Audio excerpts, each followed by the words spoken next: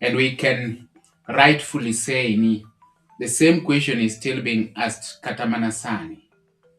What happened? I mean, which way for the Luo after the passing of Raila Amolo Odinga? They are same questions. They could have served different purposes in different times and to different kind of people. But the question is one. Which way for the Luo village after Lwanda Magere? Just like we can ask, which way for the Luo people after the death of Raila Amolo Odinga, given that we have got a lot of ups and downs. The lake is dirty. The lake is bubbling. And the lake seems to be trying to run towards the vast Rift Valley. But the mountain seems to be revolting.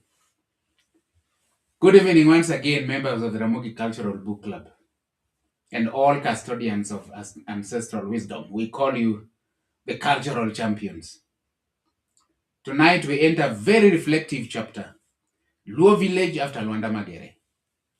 This is not simply a story about the death of a hero. It's a story about what happens to a community after the pillar that once held it together is gone. We are living it right now. How does a village rebuild after fear, betrayal, loss, and defeat? What remains after the great strength disappears? And how does a people rediscover unity, purpose, and survival after depending too heavily on one warrior? We did it so much. We depended so heavily politically in one warrior. To help us explore these deep questions, we are honored once again to host philosopher, cultural thinker, and the interpreter of indigenous wisdom, G.K. Ramoth. Ramoth continues to remind us that African stories are not dead history. They are living systems of thought, carrying lessons about leadership, responsibility, identity, and collective survival. Through his reflections, we are invited not only to remember the village after Luanda, but to examine our own communities today. Ladies and gentlemen, it is my pleasure to welcome you, all of you, as we go through this. And more so, it is my pleasure to welcome G.K. Ramoth. Ramoth, Kawe.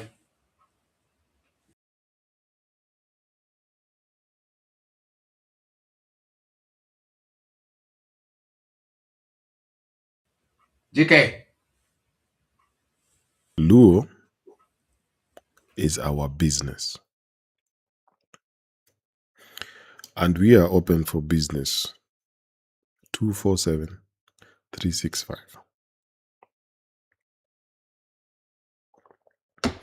We take all forms of currency, all forms of money. Only one type of money we do not take. That is the money that is no money.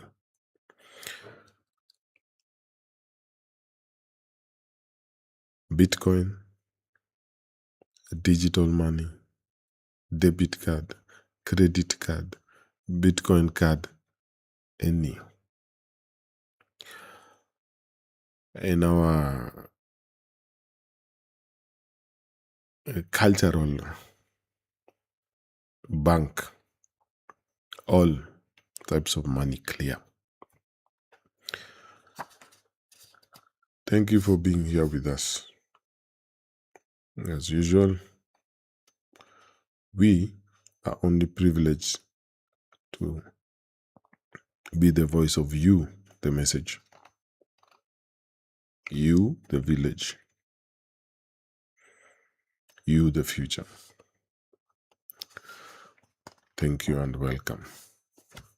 Now, as we continue with the book itself has come to its rhythmic end. And it is a very interesting book that entails a very interesting story. And my manadwa pencho. Oda has always asked an interesting question and said, why did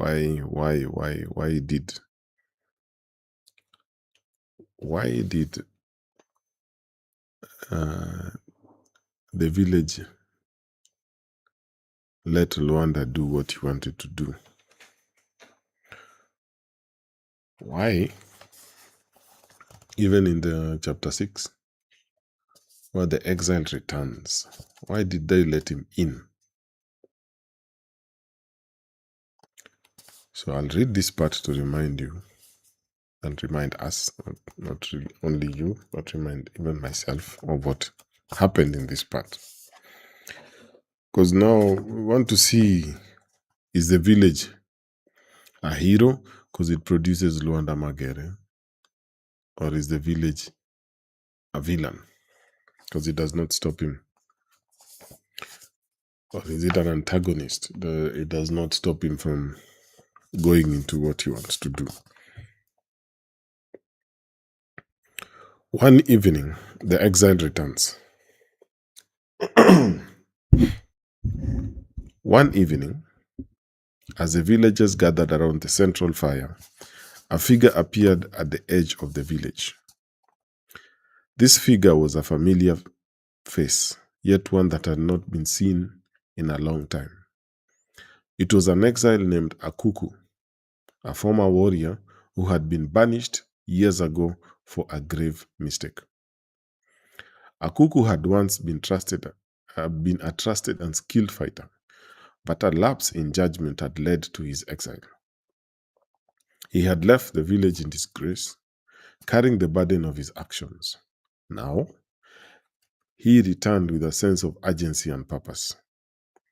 The villagers murmured among themselves, their expressions mixing curiosity and suspicion. Akuku approached Lwanda with a grave look on his face. He had vital information that could change everything. During his years away, Akuku lived among the enemy, blending in and gathering intelligence. His time in exile was not wasted. He had learned about the enemy's plans and internal threats. Akuku shared details about secret meetings and strategies the enemy intended to use against the village. They planned to attack during the next full moon, he said. They had spies among us. They know our weaknesses. Akuku's experience and observations were crucial. His information painted a clear picture of the dangers they faced. Rebuilding trust between Lwanda and Akuku was not easy.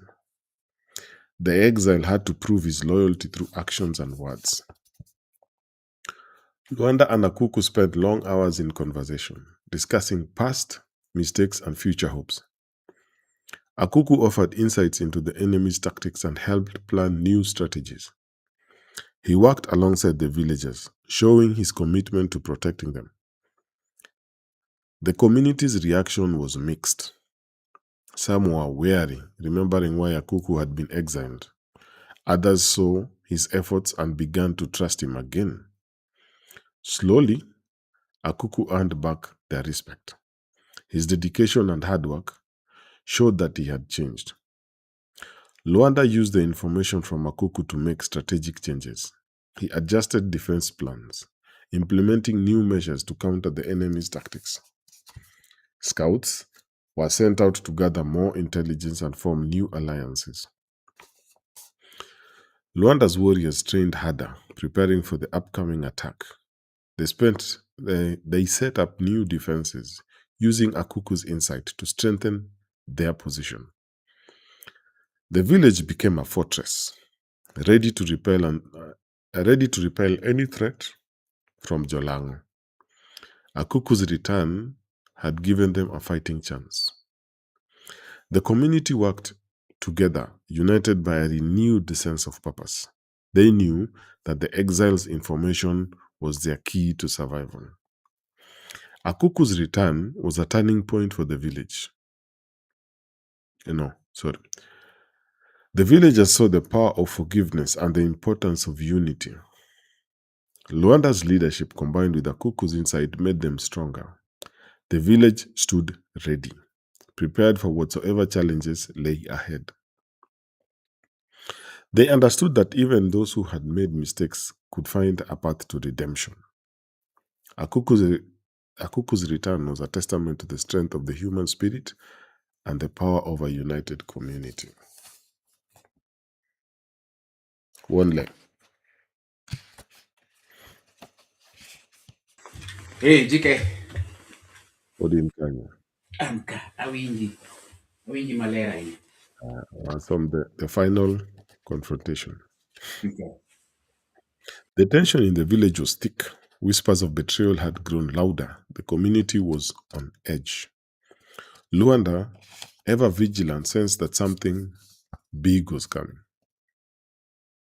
His once steady hand now trembled with the weight of suspicion. The betrayer's actions had been subtle but effective. Minor disruptions in plans, whispered secrets, and strange events led to a growing sense of unease. Lwanda knew he needed to act. He began to prepare, gathering his trusted warriors and planning for the worst. Every move was calculated. Every decision was weighed with care. The stakes were higher than ever. One evening, Lwanda found himself in a quiet corner of the village. He was with Cheruto Nyagot, a girl from the rival tribe who was given to him as a prize from a previous victory in a war with Jolang. Someone he had grown close to. She had been a source of comfort in these troubling times. In a moment of vulnerability,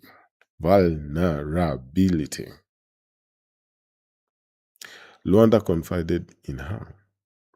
He told her his secret and that his strength lay not in his body, but in his shadow.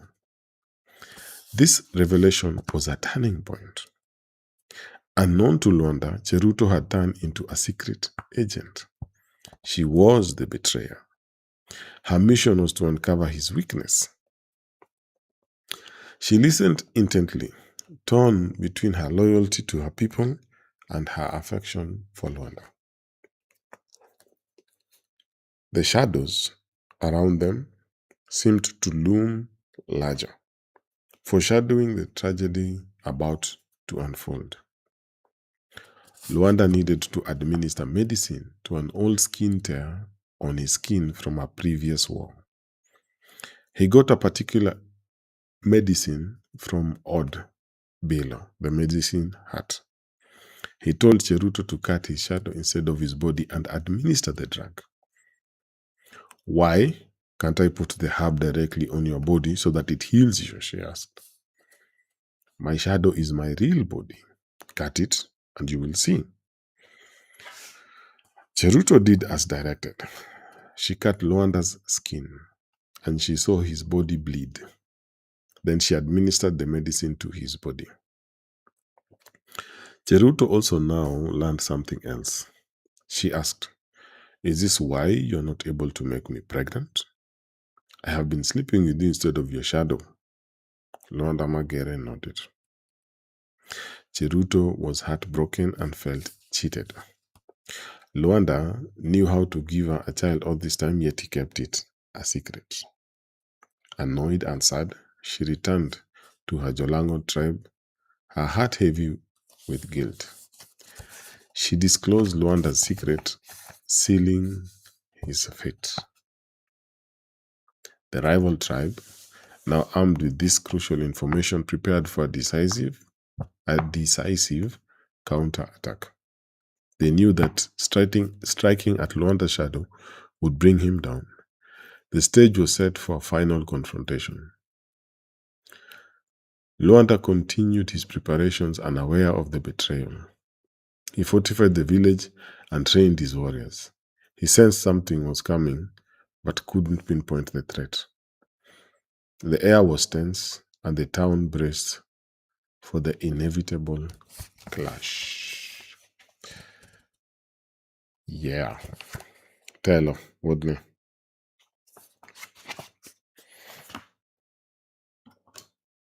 One le. Yes, GK. Kanye kuma question wokie donge. Yes, kanyo ma question Mm. wuokie. Yeah, question wuok kanyo nikech apenjo ga pile ni to. Uh, and I ask this in this way, but you, I'm Mm. sure, will go deeper with it and craft other, other more understanding around it. But the question in its simplest form, or my notion around all this is, if we are fighting as a community with another community, Mm. and we have this great warrior amongst us, he's the commander of the armed forces. We know he is sharp, he is brilliant, he is a sharpshooter, he is everything we would want in a commander. Mm. And so all the warriors really trust him, they believe in him, and the community know that it's only him. But the biggest attribution to him is the fact that they also know that he is unbeatable because he is a stone, he is a rock. So and minus any suspicion that he might be betrayed, these people are always assured. We are assured of fight every day. I mean, of winning every day. But here comes Cheruto from the community that we are fighting, and this Cheruto is the girlfriend of the commander. Why is somebody not saying something? Mm. Interesting. Mm.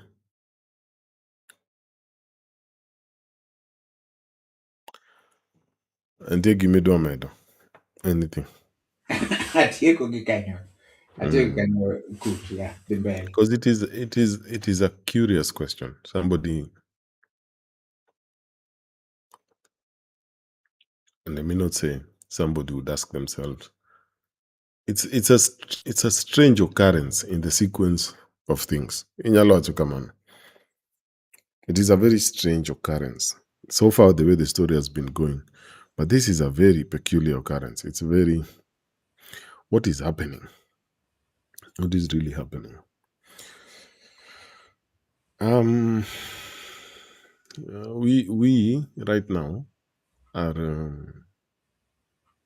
very far from the worldview, from the LUO worldview. We are very far, and I was looking for a way to show this how far we are, because we really, apparently, we are very close to this, but on very far. So by understanding Kamawanti, Kakro Wacho about the society, how it operates, maybe Mano Nyalo bridge the gap for us. So let me take a short, hopefully Okolal the point. So Kolalo the point to you remind me of that. Okay. So because you're talking about a village, you have to understand it in the Luo sense, because there's the sphere of there's this sphere, the human sphere. And at the center of the human sphere is the village. And the village is like a center of civilization. That's how they look at it. It is a center of civilization. Mhm. So let me take another example of Luos, like the Anuaks.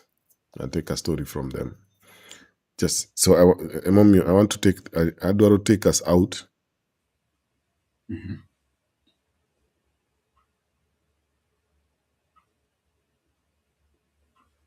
George Gisechako Koda. Gisechako Koda.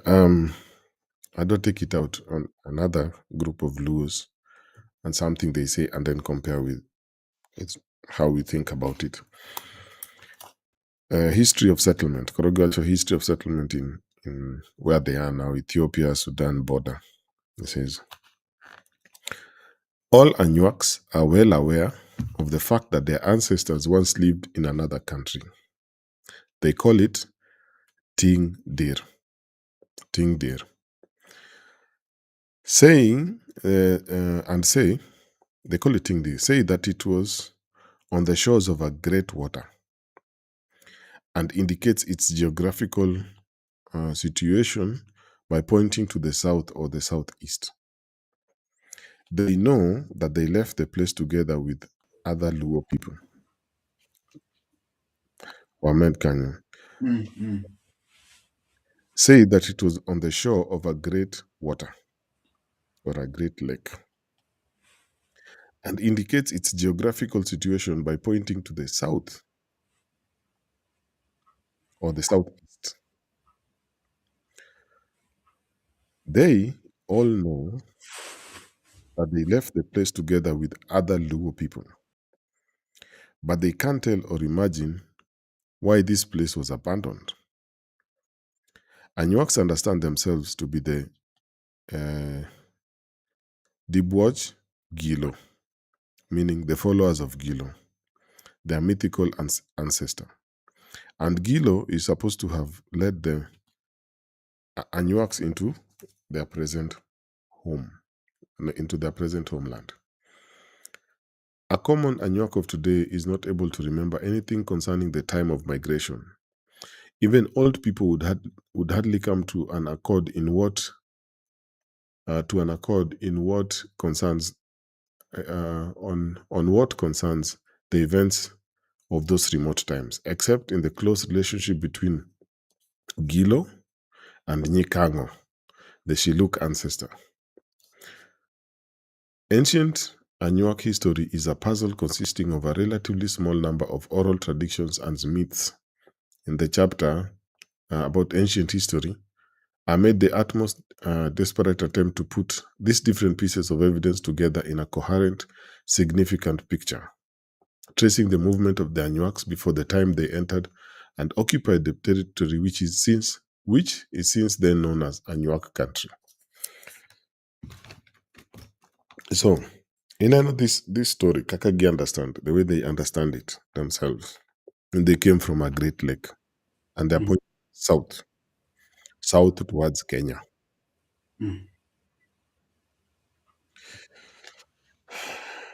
Now see how it is how it is done, or how it is done, even by the author.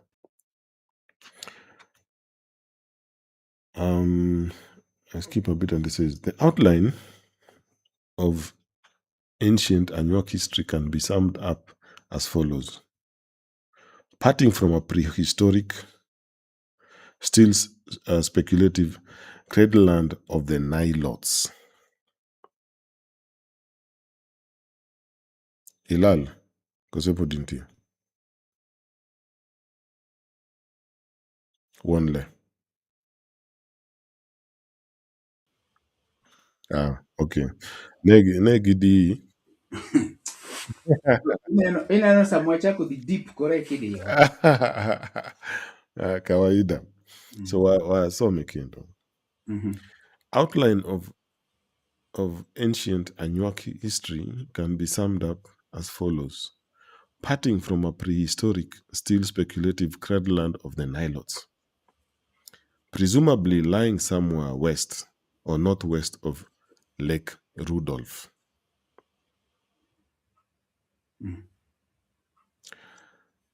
Or as suggested by Karazo Lara, somewhere in the region around Rumbek in the Sudan. The Luo moved west and northwest, separating on their way from various reasons, moving along individual tracks and settling at different places for quite a long time. The Luo stayed in the company of the Luo fraction, which later on was to separate into the Jur and the Shiluk tribes. You notice Gimoti Mrekan.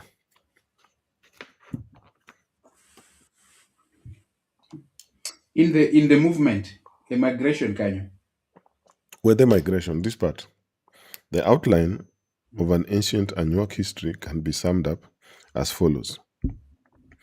Parting from a prehistoric, still speculative, cradle land of the Nilotes, presumably lying somewhere west or northwest of Lake Rudolph. Ingir Lake Rudolph, Yes.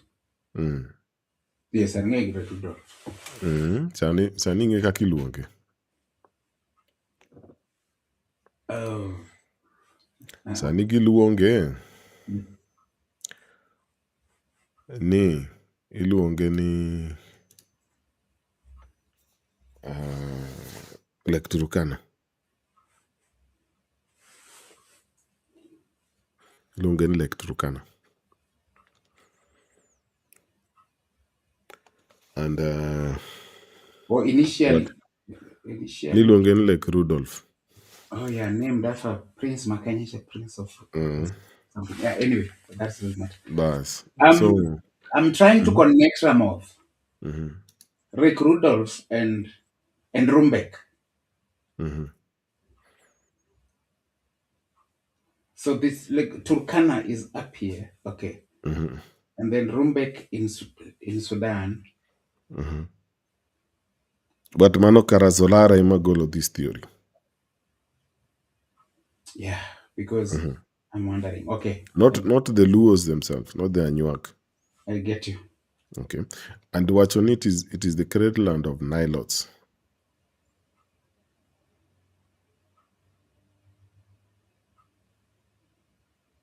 The Anuak did not say they were there with other Nilotes. Watch on where they were, Tingdir or other Luos.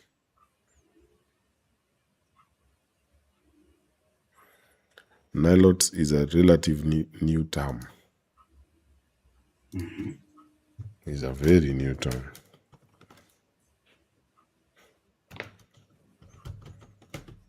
It's a very, very new term. So you watch on that was the cradle land of Nilotes. It's not adding up. The card means the beginning. So it can't be the beginning of, because Nilotes is a later name. So well, but it can't make sense. It won't make sense because it is a case of the hunter writing the story about the hunted. And the hunter doesn't know how to write. So what the hunter writes or says about the hunter, about the hunted, goes. Because the hunter can't write his own story at that particular point. The hunted. Gyochon Nilot means a dweller of the upper Nile.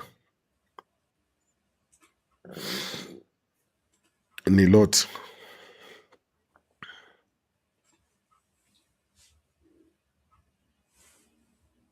This is important because it seems no one go totally out of the way to get this. And it happens even in the Lwanda Magere story. The way it is told is how what take these other two stories. One is the cradle land of Nilotes, which is not what the Anuak said. And two is Karazolara will put them somewhere in South Sudan. But again, their own histories, watch on they come from somewhere where there's a great lake. Which is the north, Lake Turkana. No. That is what they say. That is not what the Anuak say. Yes, I'm saying, Giniwacho North, he is saying, it's North would be Rumbek. Giwachoni, this guy is saying, cradle land of the and south. But Giwachon completely south. they're giving the story from their direction. Yes. Yes. So these are three versions. Magi three versions. The one the Anuaks ongeo, the one the archaeologists ongeo, and the one Karazolara no invent. So those two versions are invented. Okay, at that time you cannot speak of Nilotes. Yeah. That is a grouping. Kakawacho Bantus in Africa. Another invented term. So Wachonigi, they came from a great lake. Great lake. where there were other Luo people. Where is that?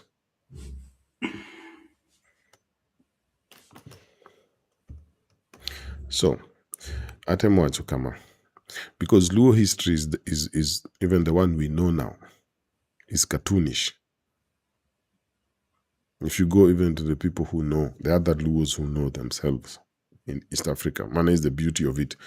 Inyalo counter check the others because they were all together at one point.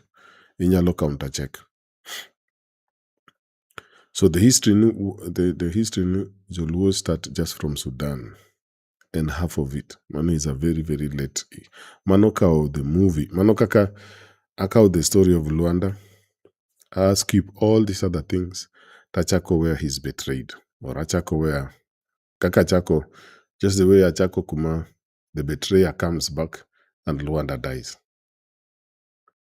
He's doing literally the same thing. Kichako described the journey of Luos just from coming down from Sudan to Kenya and East Africa and all this. Yeah, actually, Ramoth, when what you've just touched is especially around story Lwanda Magere.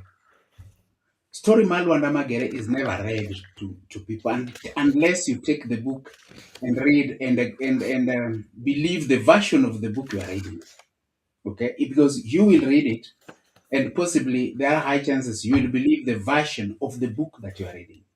But mostly in Lowland, Rwanda Magere's story is told to children by somebody who purports to know the story. So they don't read it mostly. Okay. Now, the only place those people like Akuku coming back, some kids grow up not knowing there is somebody called a cuckoo in there because Londa Magere's story begins somewhere in the middle. Even the birth is not literally told who was the mother, who was even if they are just images, so and so was the father and the mother. It's not even Mm-hmm. there. Luanda's story Mm-hmm. is told as passed over is always about the stone. The shadow, Mm-hmm. that one everybody knows. His powers Mm-hmm. in shadow, nyako cha nondhoge, mong'ado rembe, Mm-hmm. that is known. And then up to the point where he falls by being speared in his shadow, he falls and Mm-hmm. becomes a rock. Period. That's it. There is no And story about there is no story after the death of Luanda Magere in some people's and heads. Yes, and one, when we were in our GHC class, the story we had did not have the stone. He just died. he just And died. in that book, how they knocked him down was not even through a spear, was through a log. They put a log, and then it swung and hit him, and then it hit his shadow. And you're being told the same story we are being told, and as Mm-hmm. it was about the shadow was Mm-hmm. speared, he died, he fell Mm-hmm. there and died. He is a stone up to now. If you go there, you Mm-hmm. will see the rock or the stone. That was it. Mm-hmm. Mm-hmm. Until later on, we Interesting. read. Now you buy the book yourself, read. But the issue is also here. You are Mm-hmm. going to believe the version of the book you are reading. Mm-hmm. But Manemamio, this is why I asked this question, that now, if you really want to see the culture, you ask different questions. We had said the questions are technologies. Now you're just looking at the story, but it's giving you insight, because you can ask a good question and the story will tell you what it is. It's happening. So that's why it seems to be the thing. But it started with, okay, who are these people? What do they say about themselves? But if you read them through this idea of the Nilotes, the story will not make sense. If you read it through Karazolara and all these things he's saying about the Nilotes started, it doesn't make sense because these people are talking about Nilotes. This idea they have in their head that they are Nilotes, Bantus, Kushites, all these things. These categories they're inventing for the people. But the people themselves, they tell you something very specific. We came from this place, like this. And the person who brought us here is called Kilo. If you use this type of following the clues, you'll see what was happening in the village. why everything happened the way it happened. Giving an example with the betrayer. There's the records that we usually go to. The old records is this. It's a bit long, so we ask the people to bear with us a bit. Because like I said, Luo history, Luo thought, Luo history of the thought system, not of the traditions and all these other things that people really like to talk about, but the history of the thought itself, the science itself, the math itself is very deep, and it takes libraries. It's not so simple. So there's something called the village identity. They say society can be compared to a body which consists of distinctive parts, in which various organs regulate the movements of the body, coordinate them, and as much as possible they coordinate them to as much as possible to one entity, coordinated to become one entity. Though society has a continuous existence and hardly dies by itself, it has no life of its own and does not lead its own existence. It is always animated by the people who give it their meaning and fill it with their own energy.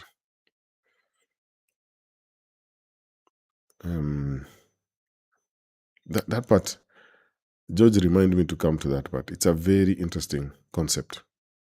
Very interesting. It's really alive in how we live today. In normal times, society remains quite the same through generations and easily absorbs occasional changes to such an extent that its members may not even feel or discover them. This might give the impression that society was an independent body with considerable power over its members. This impression is wrong, for the whole people stand always behind the pressure of society, although as perhaps an unconscious collective. And then he goes to some of the things that led to things happen.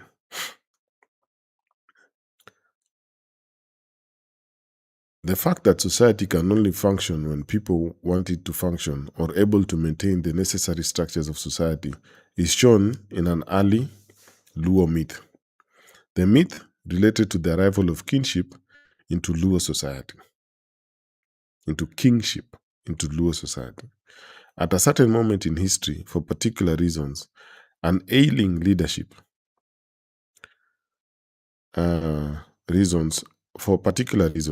in brackets, an ailing leadership, society became lawless and was about to fall to pieces, its members killing each other without an end. As the situation became absolutely desperate, people were looking for a new social order which would bring peace and harmony to the village. When the occasion arrived, in the person of a foreigner traveling on a river who incidentally settled the usual disputes of boys about the legal ownership of fish, they seized the opportunity and captured the stranger and appointed his son ruler over the village. For the sake of social peace, people accepted a new kind of government and voluntarily submitted to new and harsh laws, expressing their submission even in a physical manner by abasing themselves and raising the ruler to supra-human spiritual level.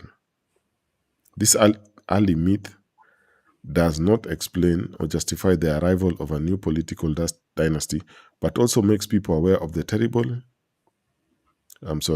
This early myth does not only explain and justify the arrival of a political dynasty, but should also make people aware of the terrible consequences of social instability, necessity of social structures which can hold the people, and the necessity of social structures which can hold the people together. This consciousness of society as a framework for interhuman relationship is highly developed in the spirit of the Luo, and in fact intervenes frequently whenever social disharmony threatens to disintegrate the life of the community. There is a constant control by the people over the functioning of the structures of their society, and whenever necessary, warnings about possible consequences of social disorder, warnings about there is a constant control by the people over the functioning of the structures of their society. Whenever necessary, warnings about possible consequences of social disorder are pronounced, or measures are even taken to restore the broken harmony. Ineno kanyo. So measures are taken to even restore the broken harmony, which factions of society existing control over each other mutually, with factions of society exercising control over each other mutually. This consciousness of the necessity of a structured life of society is so strong. Indeed, now he's talking about in LUO. He's not talking about in general. He's talking about in LUO. This consciousness of the necessity of a structured life of society is so strong, indeed, that certain important elements of the social structure are maintained, even if the very basis of the structure in question is lacking. You understand, Gimagita Moajo? So, he says like this. The system, it didn't matter what happens. The system had to remain. This is what he's saying. This consciousness of the necessity of a structured life of society, it is this consciousness. Even if this consciousness of the structured life of society is so strong, indeed, that certain important elements of the social structure are maintained, even if the very basis of the structure in question is lacking. So, ox names which are essential for obtaining a social identity, for example, are adopted even if there are no. He just gives an example by the ox names, because they use in English again ox names, but nyingjuogi. They use your nyingjuogi to attach you to the society. So in this sense, Gityoga, the ox names, the names of oxen. Yes, and that was what we were reading the other day in the myth, where Yer was sitting in his byre, and the byre is where they keep the cows. So you see this continuous this idea of the way you think of your social identity and how you create it gives you admittance into the society, because the society is also animated by the people inside it. That's why it seems interesting that every time Lwanda is doing something, the society. In essence, Ramoden, if there is no.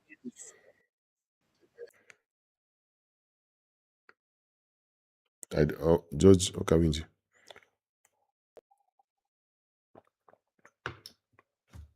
Tell Okawinji.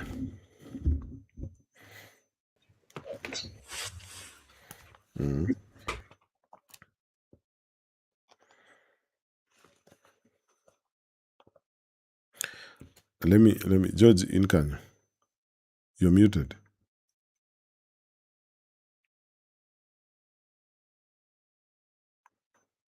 Oh, sorry.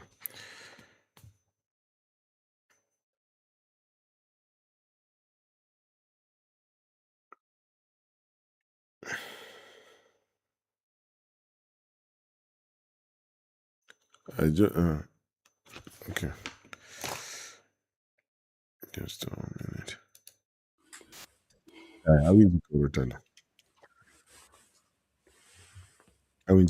Listen to this part, George. I said it is long. I just cut it a bit because it goes in layers. If people are so keen to see their society function, it is because they feel that they are part of their society. In other words, that part of themselves exists in and through society. Now, this is I repeat again, this is in Luo thought. This is not general sociology. Just as the individual has got his identity, a clan has got identity different from the ones of other clans, and a society has its own identity and its own existence.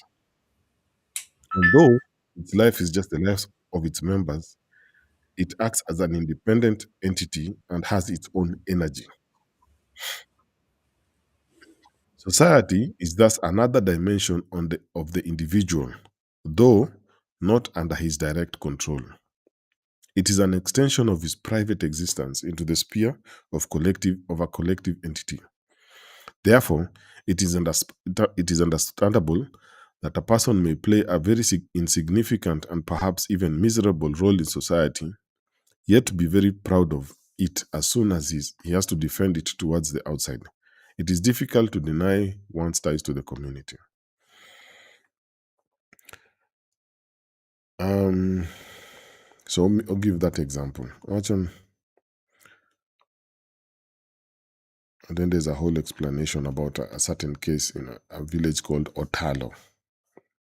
And I'll try to show the identity of a village is part of a person's identity. The term village standing for the term society, whenever the inhabitants of a place are meant.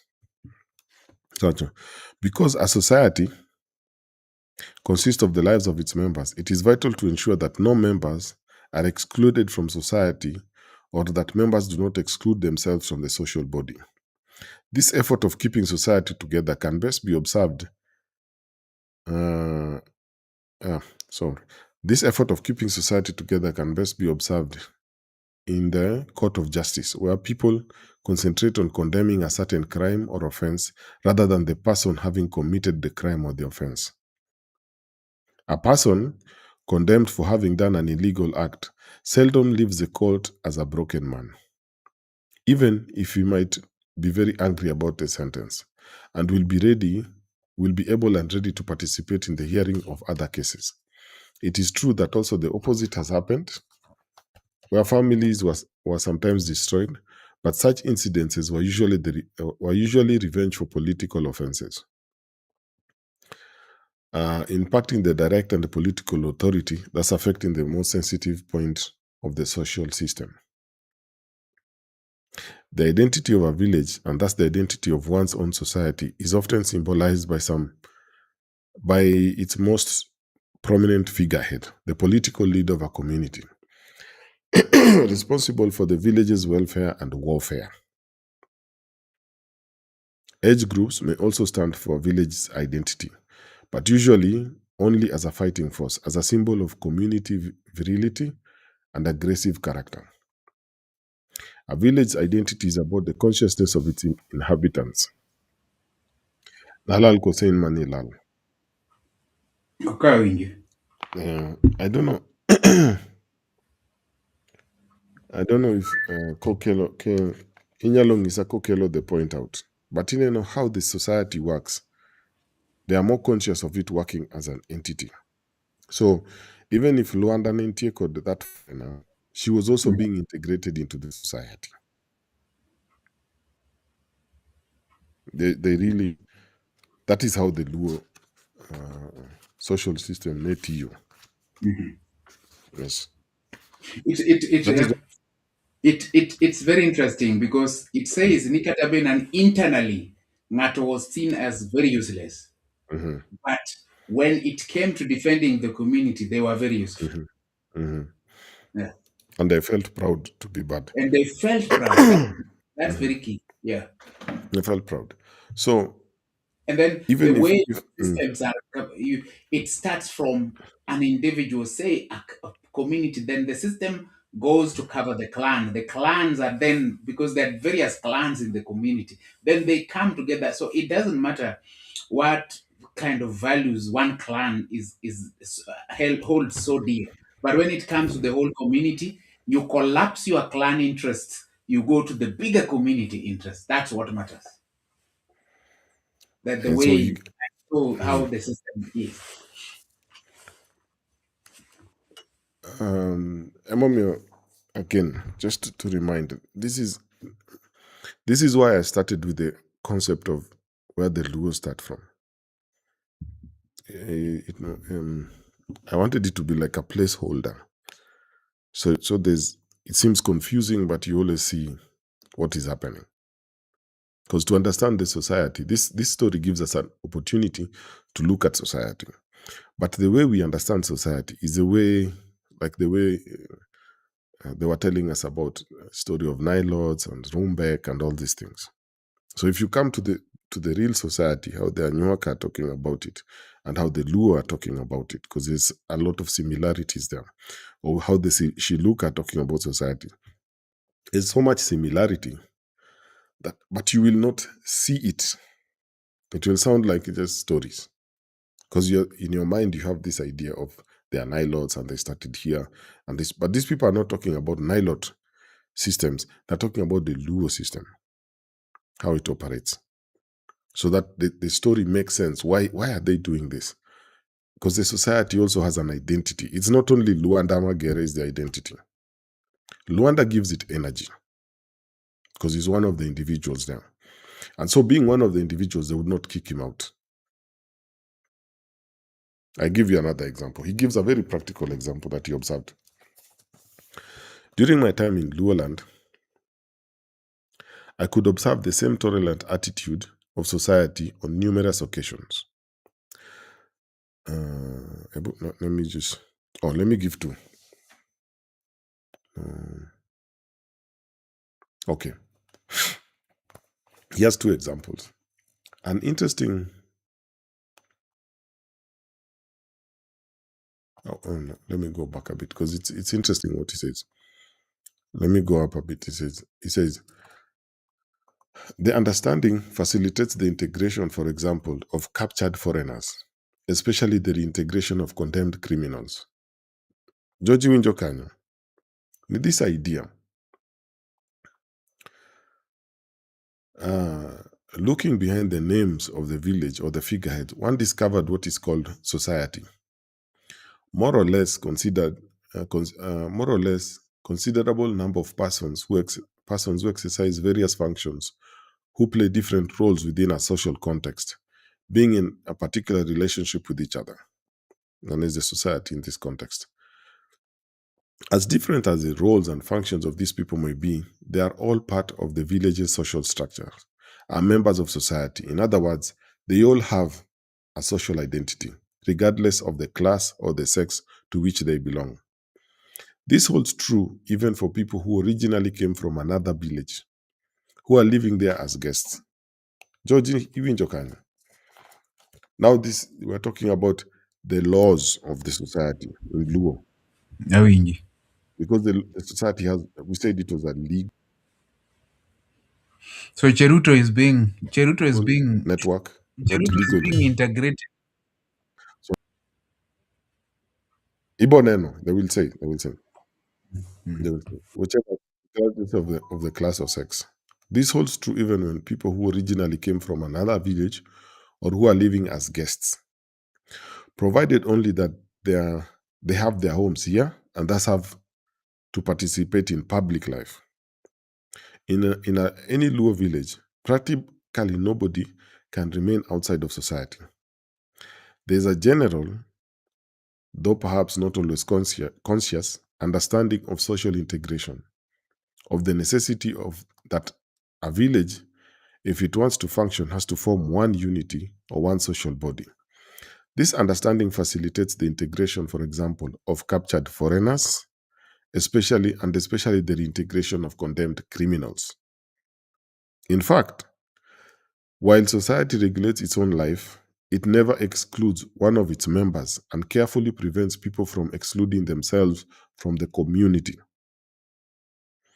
An interesting demonstration of the society's attitude and reactions when faced with a deliberate problem is contained in the anecdote, relating to how a man opposes the village's decision to barricade the place because of an imminent fighting with the enemy tribe.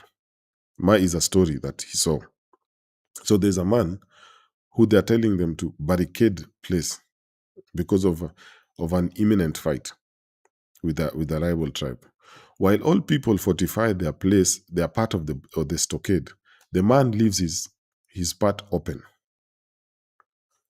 The people's reaction to this incident which can be seen as a fissure in the social structure, is significant. First, there is a reaction. People expect the man to come to his senses on his own. But as the man does not fortify his part of the stockade, the situation is discussed and people decide to close the gap in the fence themselves, understanding that society cannot tolerate being disrupted just because of one of its members. Society has a collective responsibility towards its own existence. It shows great tolerance in not forcing the man to do his work. As the man decides to leave the village, perhaps because he feels obliged to draw the consequence from his behavior, perhaps because of his lonely personal situation, perhaps because he fears the coming war, society even refuses bluntly, explaining that there is no reason to leave, immediately forgiving the man. Magima, this is something he saw was happening. Mhm. So Obiro is that in that story. During my time in Luoland, I could observe the same tolerant attitude of society on numerous occasions. The most current example is the one where an age group is told to do some common work and afterwards get rewarded for it. Let's say by a beer fest or getting a cow. Frequently, some people do not show up for work, but do not fail to participate in the following festivities. Even if such people may be blamed, they are never prevented from enjoying the results of a work they have not done. The reason for this somewhat amazing attitude of society towards its individual members may be explained by the fact that any member is a part of the social body and that society cannot, at least does not want to cut off one of its own members. The different groups of society may act against each other, or social sanction may be taken against individuals in case they act against the rules of society. But as a member of a social group, the individual ceases to act on his own. No, but as a member of a social group, the individual ceases to act on his, but always appears as a social person and his social identity. Solidarity between the members of a social group in the first place and between all members of one community in the second place, as good as on good as well as on bad days, is the basic principle that Luo society is built upon. Society has to function as one body with the same spirit and is bound to maintain this unity under all circumstances in pure self-interest.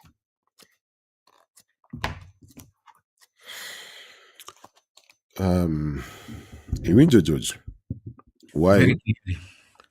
why they did not condemn Rwanda for the woman? I do. Because there's Rwanda's identity, but there's also the social identity, how it looks at itself. And his personal identity, Lwanda Magere, and then his second identity, Lwanda Magere, the society, is vital. It cannot just be thrown out. But he can destroy himself like the man who did not want to do the stockades. And now he wants to go out and there's imminent war. Like there's no, it will not be escaped.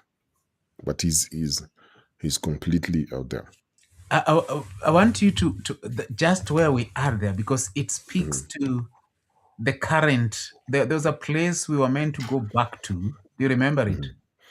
Because I want us to connect that because it's very interesting. And the question then would be where we have turned ourselves around 360. It doesn't matter. It doesn't matter what I do as an individual.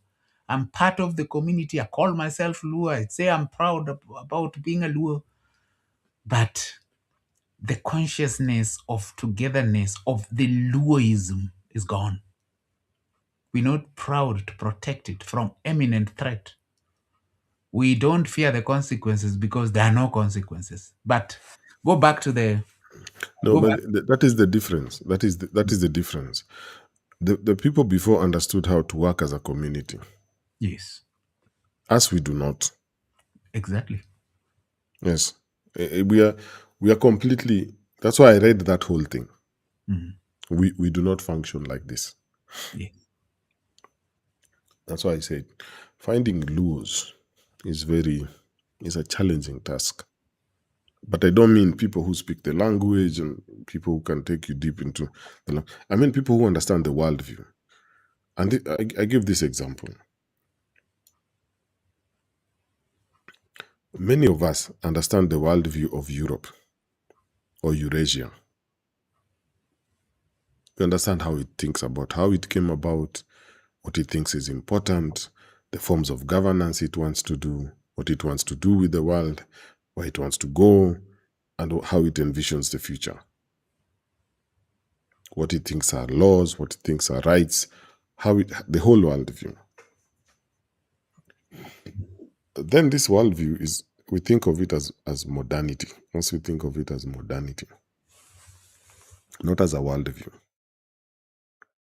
Because some other people like the Chinese, the Asians, they do not have the same worldview. They approach the world from a totally different worldview. So I give you a simple example. If you look at them, this idea of a democracy they don't have. They have hierarchy. And you follow the hierarchy. We don't want to hear all these things you have to say about redressing. So if you're in a pressed position, like how you have the caste system that says, okay, these ones are untouchables, that is policy. You won't come with your religion and your ideas about democracy to change that. That is how it operates. Those ones are untouchables. They are worthless. And those type of things. And you see, in this other, let's say if I take the Eurasian, the more European type of looking at it is like, okay, these ones are useless, but they have rights. And we can change the thing and make sure that we don't say directly these ones are useless, but through the structures of the system, we make it so. We create that. There has to be those people who are looked down upon. The reason would be different, would be many. There would be many. And so, when we have that kind of worldview where everyone has to be this was the worldview we're operating in, because we understand the individual identity. But remember what I said, the village, to them, the village is not a collection of people. It is the center of civilization. It's a very totally different worldview. It's the center of civilization. So let me I compare this with the European idea of civilization. The European idea of civilization is you have other behaviors. You have a set of behaviors. Not you can read and all these things. No, you're civilized because you know how you know etiquette. You know this, how people deal with this. You know to use a fork and knife. You know the rules of conversation. These things that come to us as communication skills nowadays. But you know this, and like let's say for example, you have to be a good listener and this, and you have to be this in conversation. That is what they call civilized. It has nothing to do with technology. It has to do with a certain behaviors, and then those behaviors show who you are. Give a more practical example. Like if you're in Germany, there's a language. It's German, but they call it High German. It's called High German. And then there's another language called Legal German, where if you give a normal person something that is written in that, they would not understand it, even if it's talking about normal things. And then there's something they call street talk. Street talk. So even in that culture, or in that thing, you find there are this strata in it according to the type of behaviors they have. Majority attached to their position and in relation to wealth, but there's this structure. But in the LUO one, it's not because of wealth. It's because you're a human person.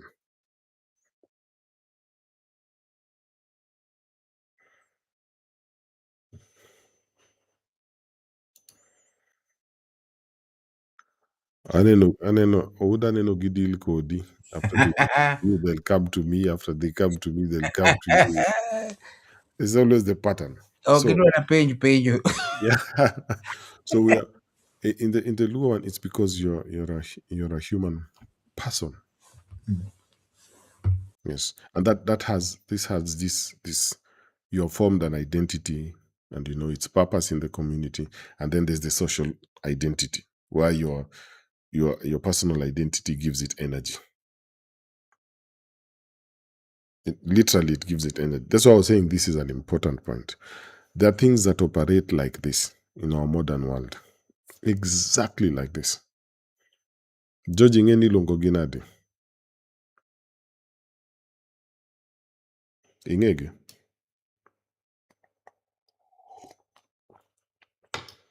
Things that operate exactly like this. It says like this. Though society has a continuous existence and hardly dies by itself, it has no life of its own and does not lead its own existence. It is always animated by the people who give it their meaning and fill it with their own energy. Even in society, there are organizations that work like this. Business is one of them. Exists, but does not have a life of its own. Some of these other organizations, trusts, all this. So in that aspect, it was you see there's also saying LUO is scientific and legalistic. It was already forming this type of entities with the knowledge it is forming this type of entity. So with your personal identity, which you have created, you get integrated into the corporal identity, which here is called a society, but it's a corporal identity. This is where its governmentness comes from.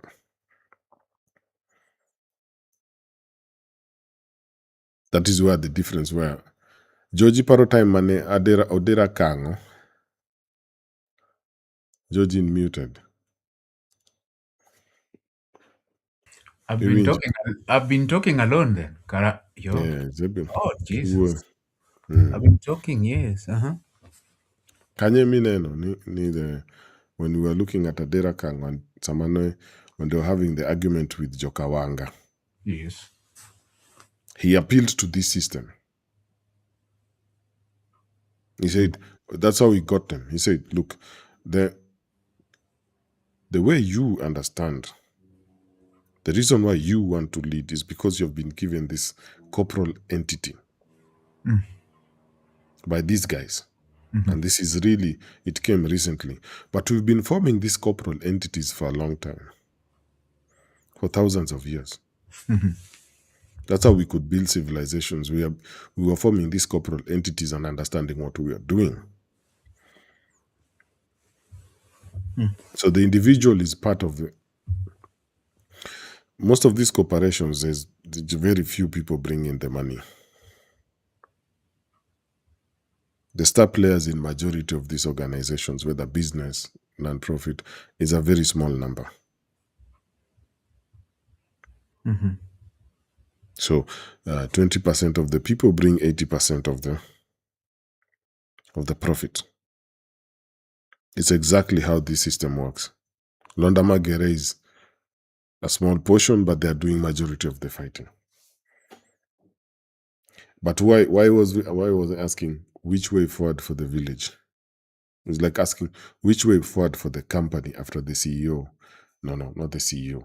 After the star performer is dead. And that's why the question was the Luo village, the center of civilization. But with this understanding of we've been forming these corporal bodies for a long time. And the corporal bodies, in this case, which are like societies, are important because they give the individual the chance to blossom. That is why Lwanda Magere is Lwanda Magere, because of the society is in. And you even see the processes of how he's trained, the age groups, that they go through. Because we'll go. That's why I was. We'll go through this, and that's why the story does not end at Luanda. It it continues with the society, and understanding this society makes you understand why Luanda becomes out,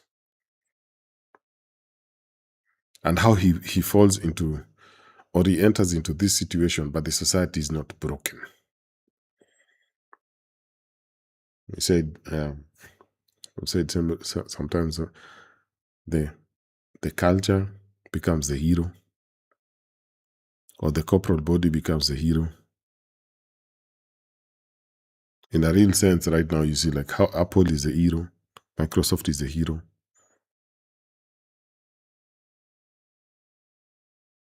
Georgie Winger. Awinji clearly, Ramo. Yes. So the interesting thing in LUO is this: we know how to create these things for thousands of years. So even now we are being told, okay, it is other people who are doing it because they're geniuses, but it is not. Kirango, the history, you see it. And that is what was interesting. The story is Lwanda, but there's a whole engine behind him. Just like the story is messy, but you forget that. Not you forget. You usually forget that Messi does not play against 11 players. He's not one person against 11 other people. Or Arsenal is not one person playing against 11. He's a position of other 10 players against another 10, 11 players. So we always we look at the person and we forget the team. And then behind the team, there's the coach and his coaching staff, and then the management. And this is really what makes the match really possible. Not the players themselves, this whole invisible team. So we were looking at Lwanda and saying, okay, what about this invisible team? Can we start bringing it to the front? So even through the story as we go, we start bringing it out. So you see, like even Akuku, you see the whole structure, how it is interacting with him. And if you understand how the corporal structure, which in this case is the society, the LUO society, how it is interacting with him, it brings him back completely and gives him a chance to showcase even his talents. Because if you're looking at it as one-on-one person, emotional level, you start wondering, why do they bring him back? He was with the enemy. He's a traitor. Some of the questions I was asking at the beginning, why is he doing this? Why does the society, So then you start understanding how the society itself thinks as an entity, how it thinks as a corporation. I mean, like, not cooperation with COO, but COR, like corporate, like how the laws are thinking of the thing as a corporate, not as this. And then we'll go into, you see, the villages. Now they're thinking of the villages as corporations, but the word corporation is not really the thing, because they're independent and they work and interwork with each other. And the LUO society is so dynamic because these corporations come into contact with each other within rules. It seems like partnerships to do particular things, and then the partnerships can be dissolved. George, again, LUO is a net, like it's amazing. Has always been. It's amazing. Like the things you can learn from, learn from looking at the culture. Got even the story of Yer it was so such a short story, but so dense with meaning. Watch again more, George, so I do not just keep on. I want us to go to the second part. You have, like the way you have described the Luo, especially while you are answering my question, which you have extensively dwelt on it, and it has come out so clearly. And I would, unless I didn't hear what we have been covering, then I would again ask, why didn't somebody say anything to about Cheruto. So that's clearly, it's clearly covered Even she was integrated into the. into the She had been yes. in. Yes, there's a And way to integrate remember her. also even Mhm, herself, mhm, as much as she was a spy, but mhm, the humanity in her came out. She felt betrayed because she had been spending time and she was acting like Lwanda Magere's uh, wife. But she couldn't mhm. conceive because she was sleeping with the body, not where the power is. So she also It's became like, vulnerable. yeah, Yes. George. It's like look at it more like not from her personal feelings. Look at it as corporate espionage. Yeah, you're correct. Yes. Yes, So there's thank no you for feelings about it. It's about the goal. And you thank can you be for even a lover. You can be even a lover of the CEO, but the goal is different. the goal could be to rise up the ranks, Is no, no, no, no, to destroy the corporation. destroy That the was corporation. the goal. Mm. Yeah. Well, By taking out the makeup, it's more like I go into the field. This is my friend. Look, the other player, like let's say in a football case, uh, the star player of that team is my friend, but I break his leg. Mhm, We eat together, but I know for us to win this, I break his leg. mhm. Mm, because like that. because you remember you eat together, you visit each other, so We train together. you know some secrets. We have the same How do agent.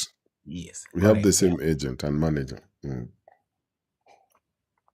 But when it comes to the Right. match, So I cut him down. Mm-hmm.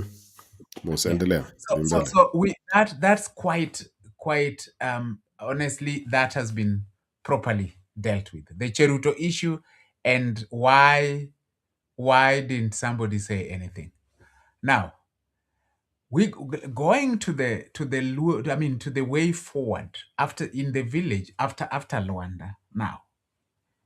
Tackling that section now because that is the question that our today's after today we are asking ourselves. We have to come out of here. The cultural champions must come out here with an answer after Luanda. What next for the village? Which way the village? And we could transcend it to currently and try to understand together with our cultural champions.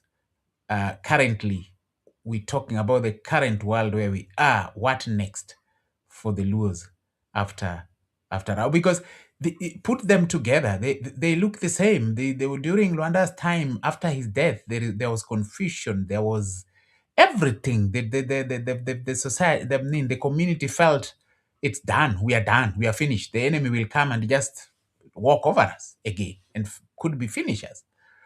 We are seeing it now. No direction at all politically. With the other, I don't want to get into any other issue because the one that comes out clearly out of Ra was his political leadership. So politically, we can see what's happening in our own communities, Ramoth, now. Our own so-called leaders, quote unquote, are talking of profanities in public abuse instead of them uniting and looking for a way forward together and say, hey, wait a minute. We need to unite and get into the table as a community and, you know, look for the cake together, the national cake together. But that's not what I. So we let's go to the other side, the other part. What next? Which way forward for the Luo village after Luanda Magere? And Ramoth, Mhm, I want to point out an issue that it's mhm, few issues first. mhm, I may use words that may not fit, but brainwashing. mhm, We are where we are today because we know we have borrowed heavily from the European kind of life because it influenced us a lot. Asia, everywhere. All Chinese, now we are into Chinese a lot also. We take Chinese tea, there is what and all that and all that. Yet we have these hubs, but we can't work on our own hubs. We depend on Chinese hubs and so on and so forth. So Ramoth, number one, we give our kids plus ourselves. I say our kids because you and I and many of these champions have got kids. We give them white books until they are 18 in up to high school. Then they go to university still with the white books. But after that, we miraculously want them to be Africans. I pack that there. Pack that with me there. The other one, the other aspect that I want you to handle, and I want to be gracious on this so much to our community because we've gone through some forced trans what do we call transformations, forced, and I mean forced in some instances. Others we like it, but others so our community has gone through major historical, political, religious, educational, and economic changes that gradually weakened some of our cultural systems of identity, mentorship, and even unity. So the truth of this, we all know that African communities experience colonial disruption, urbanization, religious transformation, many things, more economic pressures, and globalized culture and technology, and all those other things. So this, I believe, didn't happen because the people were foolish, Ramon. It happened because societies evolved under powerful influences. Possibly, they could not, uh, they could not withstand them. So I don't want to ask who betrayed us, but I want to ask what values must we restore to strengthen the next generation? That is my way forward. What values and how can we do this? So before I unpack the second part of that, let's deal with that. The idea is giving our kids and ourselves 24, say, give it 24 years, reading white books, studying white man's language and everything, renaming Kisumu Europe and all this. And then after that, then we want to make them Africans and we want to make ourselves Africans. And then the other aspect, which I've said, I accept, I am gracious to ourselves because some of the things we couldn't withstand them. A white man came with a gun on the right hand and a Bible on the left hand. We would try. We tried for years. They were resistant. People resisted them. They took them out. People like Odera Kang were taken out. So, what values must we restore to strengthen the next generation, and how are we going to do this? But we have to be gracious. We can't, without blame, we can't apportion blame. Luos did this and they did this, and some of them we couldn't do that. But we are here. We are here. Luos are here. How do we get our way back? What's a dear, George? What's a dear? What's a dear? We will not apportion blame and all this. I just went. That's why I read. That's why Mom, you're not tackle with the first part. I did not start with. I read with what? This is how these people say they came about. This is how the Luo say they came about. They come from Tingdir, which is near a great lake. First, give them their identity. They understand who they are. Then other people come and say, oh, they come from Lake Turkana, or they come from Rumbek. Follow me. That was not, the reason I read that was not for entertainment. Follow me. What do they say they come from? From a place where there's a great lake. If you listen to Luo history now, they tell you we came to the Great Lake from Rumbek or Sudan or Wau. And everybody is telling you this. And they came in 3 waves and all this and all this. So the people who remained here near the lake, Ibo Misin Mago Jobwa, Mago Kujolu. Because the official history, Makarazola Giria saying, does not talk about Tingdir. It talks about Rumbek. And since it has been defined like that, we start from Rumbek, Wow, and those things. Why am I saying this? This is the answer to the question. These people who you are saying were they really a community from the beginning? Because even the first understanding of themselves is wrong. Mm-hmm. So they could not form a corporal body.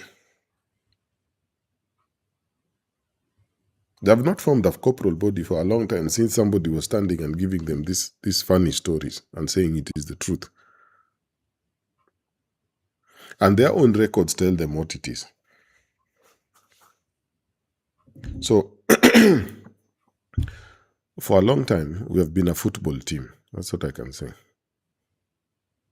Not a corporation, a football team. It has almost the same rules, but it's not the same thing. So the football team has no hope. It is confused right now. Mm-hmm. Because it is used to playing in a football stadium or a volleyball stadium or whatever sport they play it in a stadium. Mm-hmm. And then they call that looking for leadership. With foreign coaches. Not even foreign coaches, just leave it like that. Let's say there's no foreign coach. So they're playing new games, which are played in a football match. Not in a football match. They're played in a stadium. LUO is a corporal body. Think of it as a corporation. Like they said, it has the same rules around a corporation. It does what it does. So LUO as a corporal body is okay. It's very okay. The different individuals, the more they develop themselves and their identity, the corporation will keep getting stronger. Because it doesn't really die. It has a life of its own. It doesn't die, but it's energized by the members. The ones who have formed a strong identity. So those ones are there. Those ones are always coming up. So it is good. It is LUO, the football team. Mm-hmm. I don't mean it as God. These people you're saying they are society and all these things. Why I call it a football team? Even on the match in the field, on the football field. Let me use football as an example. There are many teams from cities. Let me take the European League. That's what I'm thinking about. There are many teams in this match. There are many teams. It's like political parties. There's this team and there's that team, and people play, and then they play in a match, and they have a World Cup, and they have a Africa Cup, and they have all these cups. But it is momentary entertainment. It is bread and circuses. So why I was giving this example, there's by them giving a totally different definition, Nilots, and then those Nilots is where the LUOs come from. They created a whole nother team, and majority of these people you're calling the people, this is where they exist. It is how you know many people are fans of Arsenal and Manchester and Man City and Wolverhampton and all these places, but none of these places is in Kenya or Africa. None of it is in Kenya. So it's the same script. It's completely, and the same script completely, down to the T. So this group, these are the team, who they came from, I don't know where. Mm-hmm. And then you're sitting there and telling them we are one thing. Those people, the starting of their identity is defined by Carazola, and that is Carazola's team. Ongekaki, you'll bring them to understand what LUO is. They're not using the same tools, and none of this. So those are the people who are confused, because they always need a coach. They always need a coach. And not all coaches are talented. Some are just there because they are favored. Some are given jobs because they are white. So it's the same with these politicians you're mentioning. This is a match. It has not. This is artificial. That's what I'm trying to say. It's artificial, like the stories Carazola is saying, and this other one is saying they come from like Turkana. It's this. So when you start the story with a myth that is artificial, the people are artificial. Like the other time I was saying like this. A good example is this. Um, for a long time, the uh, the African Americans were having this argument, and even the people who are arguing with it more so was the Rastafarians in Jamaica. They were saying, if you say China, if you say this man is a Chinese, you mean he comes from China. If you say this one is a German, you mean he comes from a land called Germany. But if you call me black man, just black man, where is black land? Not to say this to deny being black, or say being black is a myth. The way no. So they were like, okay, then Africa becomes black land, and then I say I'm an African, and then I'm attached to land. Because identity, remember, identity is attached to land. Identity. This is why I keep insisting on this story. These ones are saying they came from Tingdir. They're attaching it to land. This one is saying so it is probably somewhere cradle land of Nilotes. It is probably somewhere near Lake Turkana, to the northeast, to the northwest, or something like this. And this one is saying, oh, it's somewhere near Rumbek. It's not completely a land; it's a spot.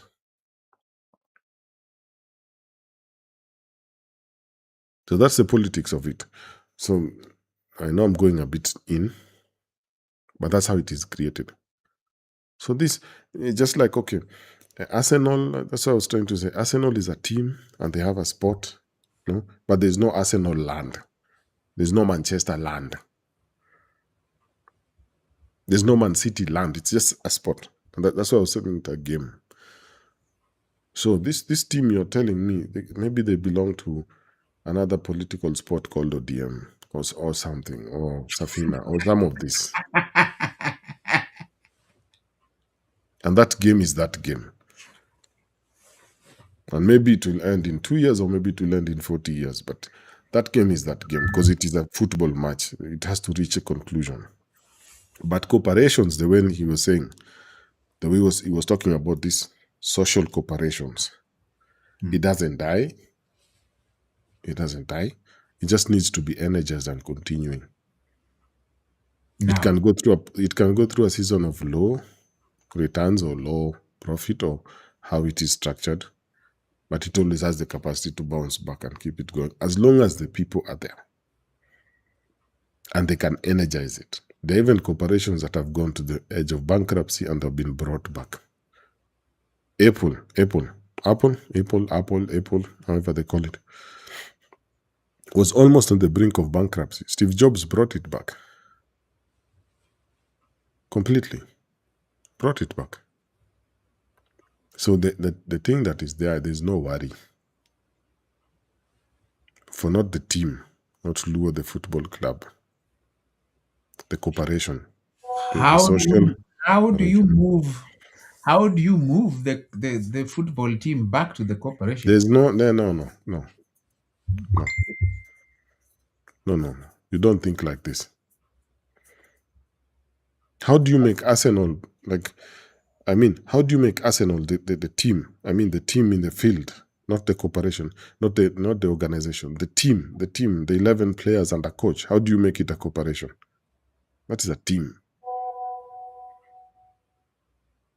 How do you make? Let me take another one. Galatasaray, something, another team, or Aston Villa. Not Aston Villa. Let me come out of that. Let me go to another country, a totally another country. PSG. Like PSG. How do you make them land? How do you make them a corporation?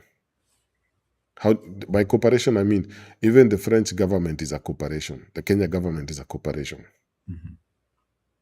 How do you make a team a corporation? That is a waste of time. That is a waste of time. That's why I went through reading all these laws. They operate with different laws. So they cooperate. LUO as the culture is super okay. It will give it has the capacity to produce 10, 20, 30 star players. Yes. These questions I'm probing, Ramoth, Mm. they are answering a number of people who are answering them, who are asking them. Because the answer that you've given last is very important to me as an individual. Because it pricks our minds that we must move away from the thought of being in a football team, and we think we are so okay there, we are a corporation. We are not. So the questions I'm asking, there are questions that are coming from a number of people. So it is good that you are putting them back into context, because what I mean is, as I ask them, I'm speaking a mind of somebody who wants to know. And it's good for them to know that, well, you are a team player in Arsenal, but that's just a team, a football team that plays that sport the sport itself in some sport. It has got no attachment to land somewhere as a corporation. So the other part that you've not talked about, because these ones you are tackling there, and I can tell you, can assure you, it's landing home very, very well. Now the other one of giving ourselves, we read these books up to age 20, 23, 24, these white books, and then all of a sudden we are surprised we want to be Africans again. It can't happen like that. What is the way forward here? Mm. And remember, Good put it question. this way. Put it Mm. this way. Mm. He's saying that is where the word blame came from. Because remember, this is a 2-year-old child born now, right? Mm. Walk with me. Then he's taken through the system, the current system. He is born of low parents, right? Just make it parents, quote unquote, Mhm. Mhm.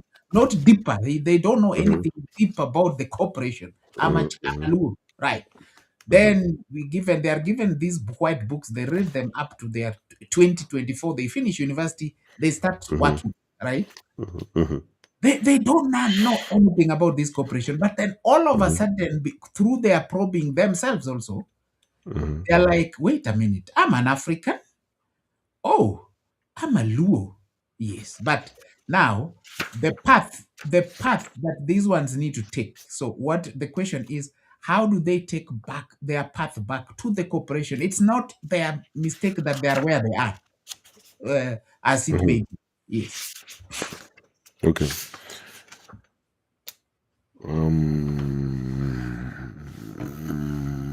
I'm doing this because I'm trying to sometimes. So you get where Oh, the okay. word I get you. where I got the I word get you. blame game from. Then yes, I there get you. it came from. I Yes. get you. I get you. This is where the cooperation and the team are different. The cooperation has a curriculum. It has a curriculum to train this. It's only that we've been concentrating on the team that we do not see the curriculum. We've been concentrating on the teams and we don't see the curriculum. A simple example is the Luo in Kenya believe all these funny stories they're told about origins. They don't even check with other Luos in East Africa. That's what I mean by concentrating on the team. The curriculum is very, very, very deep. So we, first of all, we thank Luo um, Ramogi Cultural for giving us the opportunity to talk about this, because even this chance of talking about this is meeting this. The curriculum has 5 major parts. The first part is culture stroke ideology. So under this subtopic, there is culture and ideology, and the second subtopic is creativity. The second curriculum that it teaches, the second part of the curriculum, the first one is cultural, and the first part is cultural and ideological. The second part is spiritual and psycho-effective. Meaning, by spiritual, it means self-knowledge, ethics, and morality. I'll say why I say them. The third part of the curriculum is social, political, and economic. So the curriculum goes from the political economy, cognition and inquiry, technology, mathematics, sciences. And if it was to be upgraded now, it would have something like computer sciences, technological sciences, and this type of things. The fourth part of the curriculum is technology itself.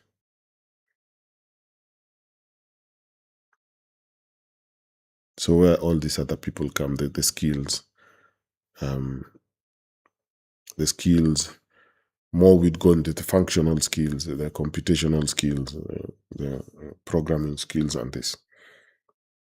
The fourth is the nation building. So career development, research in this, community development, organizational experience, national building, and these things. Because even the nation itself, that's why it's the Luo nation. That's what they were talking about when they were saying Tieding. That's what they mean by that. It was a nation. And then the others moved from those nations. And there's reasons why they say these people moved from that, then went all the way up to where they call Israel and then came back. Some of them, it was not war. They were sent. In the course of the study of the curriculum, they were sent to go explore. Just like you see scientists are sent to other places. They go to the moon, they go to the desert, It was the same in Luo. It was the same. That's why the coming back was important. It was to return information. What has been found, what the experiences that have been there. Because remember, this is thousands of years. At that time, there's no European influence, there's no Arab influence, and these people have been doing this. Mm-hmm. When you have the curriculum, you understand the curriculum. Because now in its inside, it has a lot more information in the curriculum. The social, political. An example with the part of spiritual and psychoactive. There's spiritual awareness. There's moral consciousness as a topic, and there's family as a basic unit of family as a basic spiritual and moral unit. And as we go through the Luo curriculums, that's what sometimes I read when I read the histories. You see it in there. It's put in there.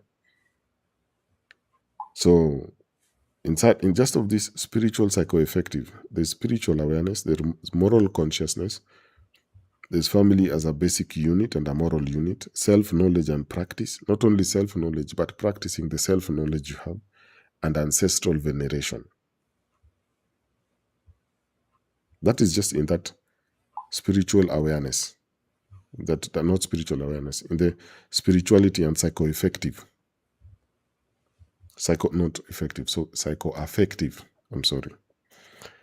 Then there's the cultural ideological, the other one we were talking about. There's the culture, the first part of the thing. So this is the primacy of African civilization and the African origin of human species. That is part of the curriculum. Because if you hear the myths and stuff, they are not talking about these people came from somewhere. They teach it here. This is the origin. My Polo. So They get African excited. heritage, the second one is Luo heritage and cultural unity. My Manasomo. All those things I was reading was from that subtopic. So then there's the Luo centered or African centered historical perspective. The African centered perspective, in which we learn from all the other people in the. We don't, Mommy, I was calling it the football team. It's just focus on that, not learning from all these other corporations. After you know yourself, you have to know your environment, and your environment has these other people. I mean, no. Consistency is no. Ideological clarity and commitment. No, just working on the ideology. Beauty and aesthetics.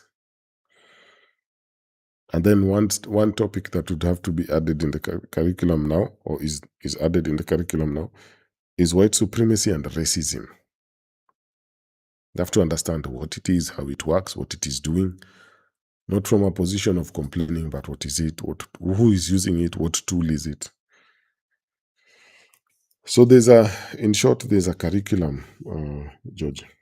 There's a curriculum that starts with it starts from law, it starts from the identity, from the cultural identity and coming up in the African identity and building on that.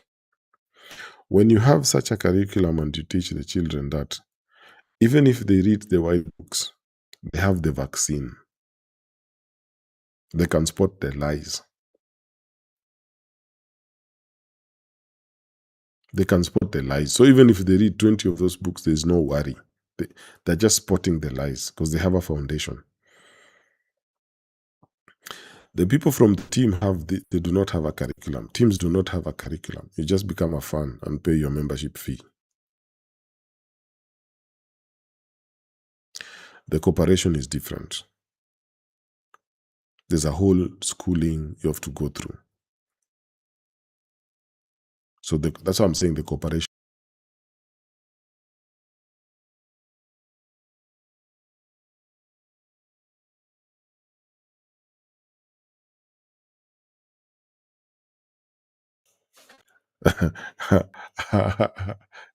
Hello.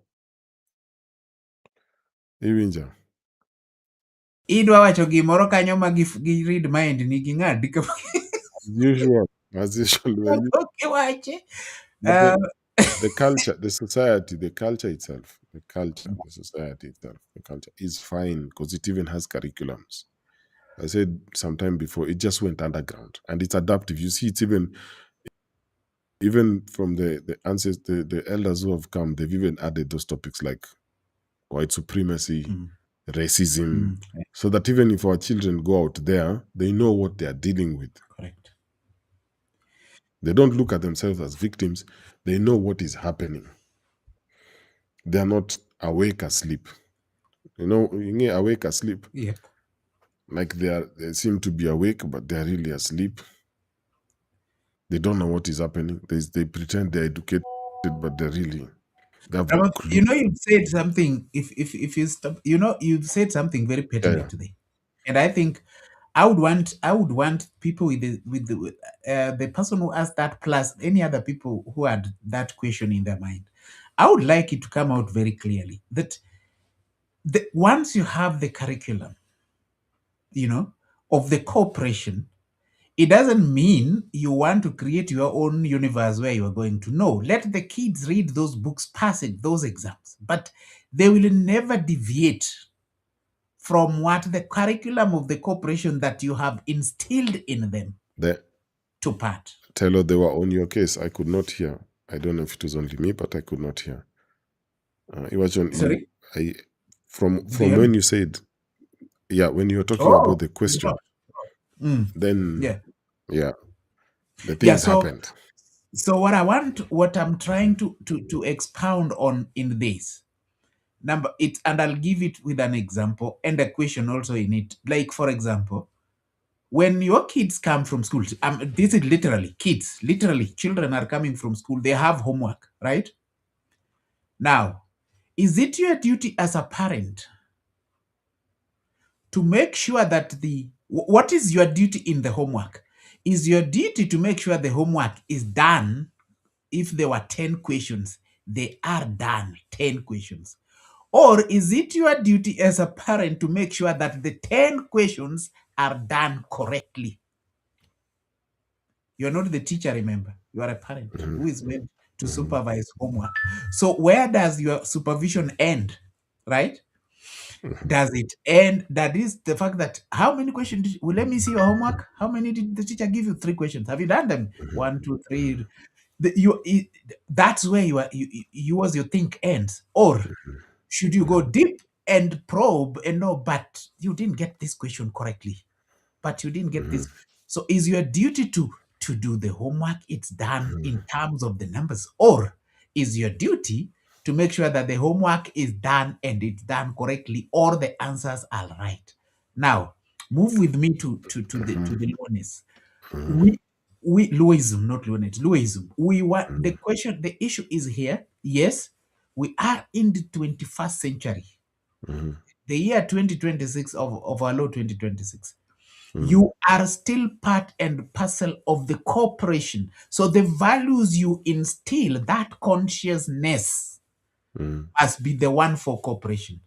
We are not saying do not let your kids read the white books, because they have to read the white books for the system and pass the exams for the system. But that system that they're using is not what what their consciousness is about. The consciousness is truly and deeply into the curriculum that you've just said, talked about, that then makes them part and parcel of the cooperation. Okay. Is that what you're saying? Yeah, a little different. I'll put the 2 points together. So let me use a practical example, something that has happened to me. So we've had situations where my people come and they ask me about these questions. And then, what is this? I'm supposed to check that, and I never really do that. I never really insist on, okay, they have been done right. Mine is two things. Do they understand what this thing is talking about? And then the second thing is put it in a cultural perspective. So they're also looking at it from their cultural perspective. Like the example we were talking about mathematics yesterday. Like, what is mathematics? What really is this thing asking you to do?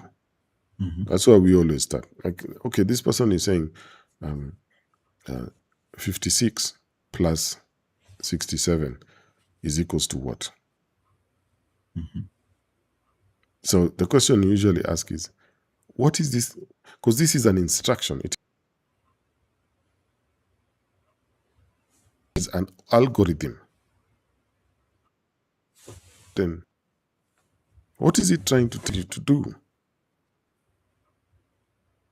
What is it asking you to do? Because even when my child is sitting with a math book, he's not sitting with a math book, he's sitting with a series of instructions.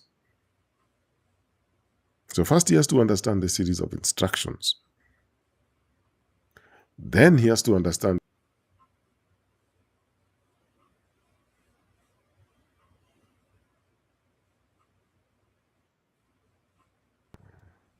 so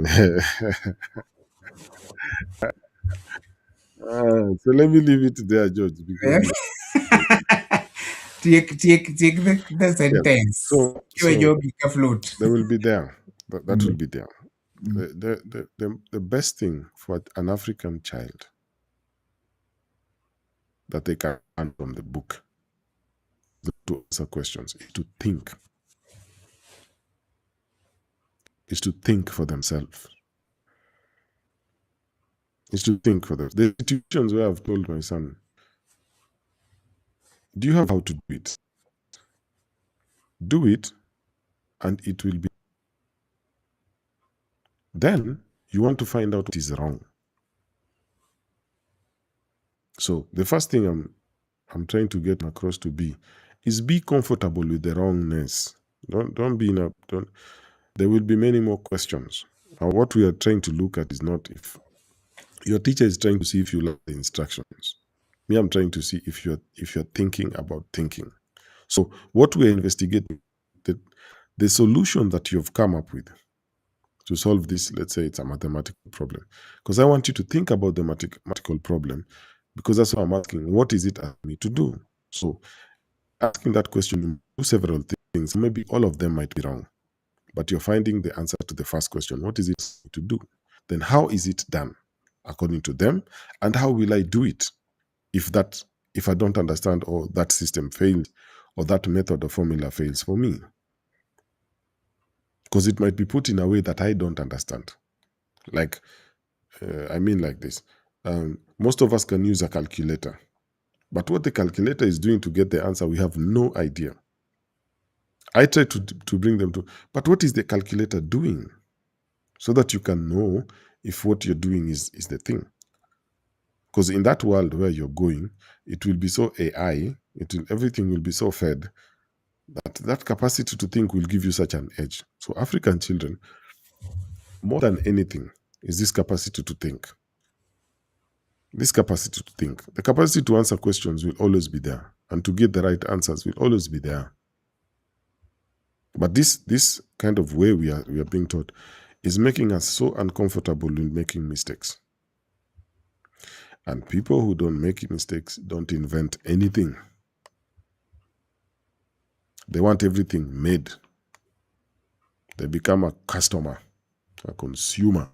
The way the African is in this world, he can't invent anything because he's afraid of making the mistakes. So you want to remove your kids from that. The tests are not to pass the exam, the way you said. The tests are to test if they can follow instructions.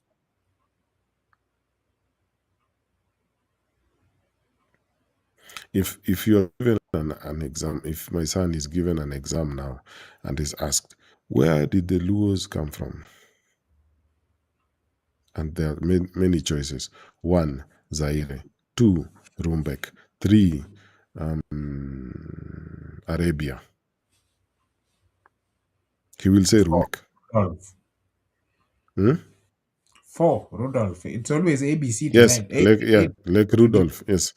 So like Rudolph, and then he puts Rudolph, and he puts Rumbek, and they'll be like, yes, both answers are correct. You're correct, but he's wrong. The answer was not even in the exam. The answer was not even in the multiple choices. None of the above. And you can't say none of the above because it's only those 4. That's what I mean. He has to learn to think in the African child. That's what I'm trying to say.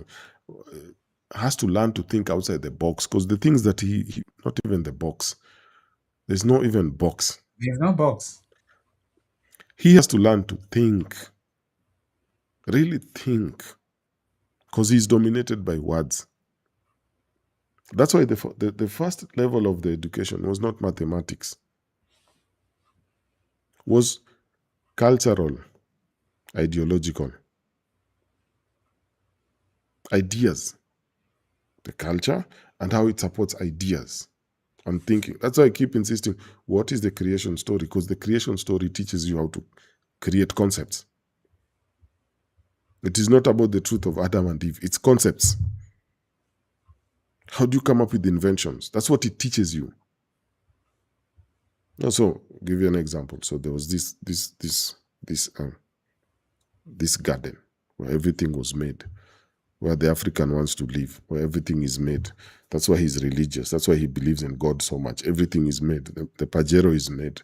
The Mercedes is made. Him, he just receives. And the person who makes this thing is his God, because he's in the Garden of Eden. So they get chased out. And this is where the Europeans pick it. I have still yet to see, in all my years in this world, to see a black Adam and Eve. They are always white. Good. I'm talking about the concept, not the trueness of it. So to them, the way they look at life is, okay, they were given a challenge. They were kicked out of goodness. They are not in Africa. They're in the cold up there. It's very cold. So what do? But the African is still, he's in the garden. Everything is provided. He has all the resources. Like he was never kicked out, and God is good all the time, and all these other stories. So you see how the idea of creation, when they take it, it really affects how they think and how they invent. Because they're thinking of, if you read the Bible, there's Adam and Eve tried to go to the garden. If not even that, if you read the books of Eden from the Ethiopian church, and the Gospel of Adam and Eve from the Ethiopian church, it tells you how many times they tried to go to the garden, how many times they tried to go back, and there was a sword, and they were almost killed, and how many times the devil came, and it's a whole intricate story. So they like to do this because it shows them the challenges of creating a place for the human, and they don't stop. So that's what keeps us. This is why the first part of the curriculum was the cultural. How do you come up with your concepts? Okay, the first ancestor of the Luo, if you really listen, even if you listen to the other tribes, not the other tribes, the other nations of Luo, you'll hear Ochuodo. You'll hear this concept of Ochuodo is the first one. Ochuodo is the father of the Luos. Just in the name, they're telling you how you come up with concepts and how you prototype them. Just in the name.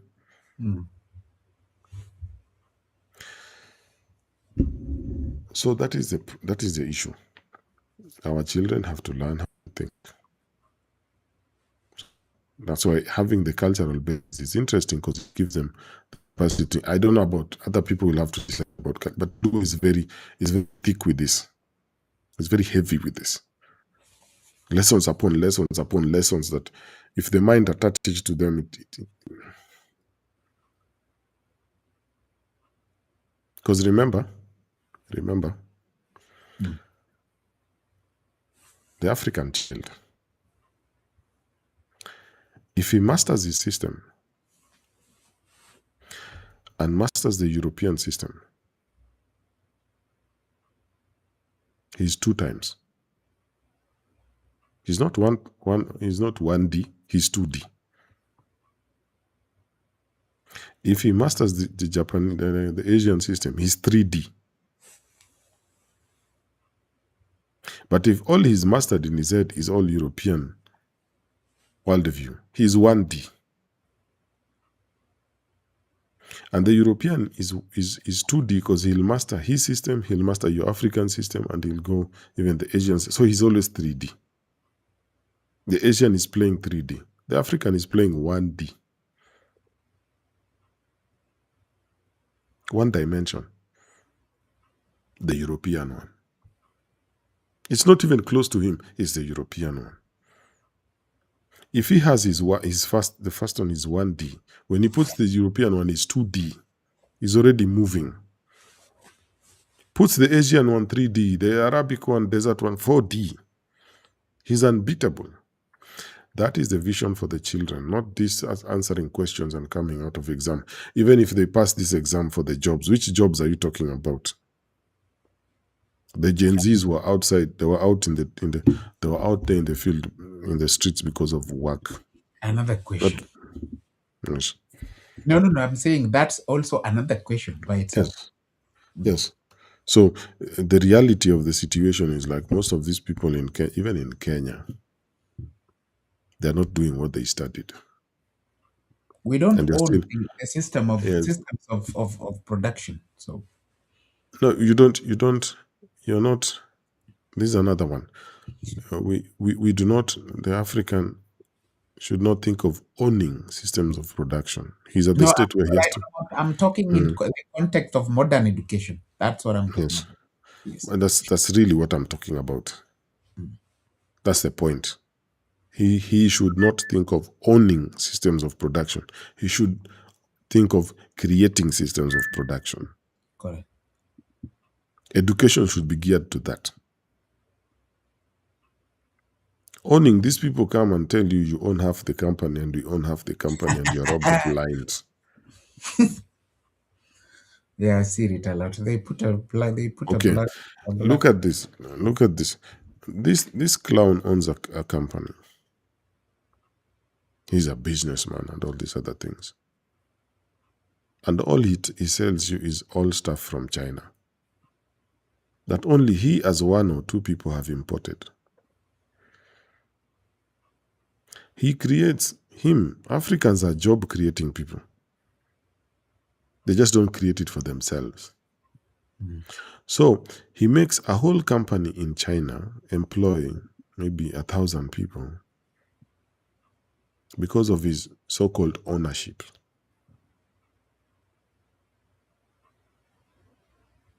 They're employing 1,000 people because of his cleverness. Then after he does this and sweeps the money to that economy, he will build a house. And then these youths that he did not, they will come rob him. Because he'll be shining. They will come rob him.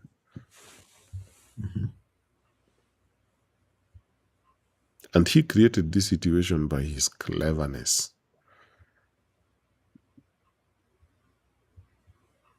Those are not people who are thinking.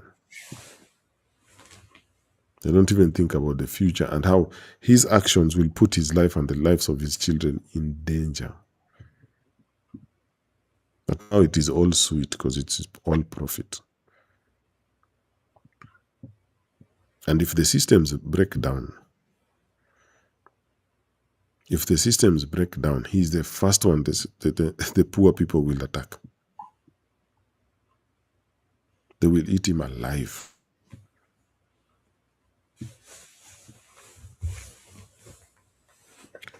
Kenya, the reality is Kenya has, in 2007, it was on the brink of this. So we forget.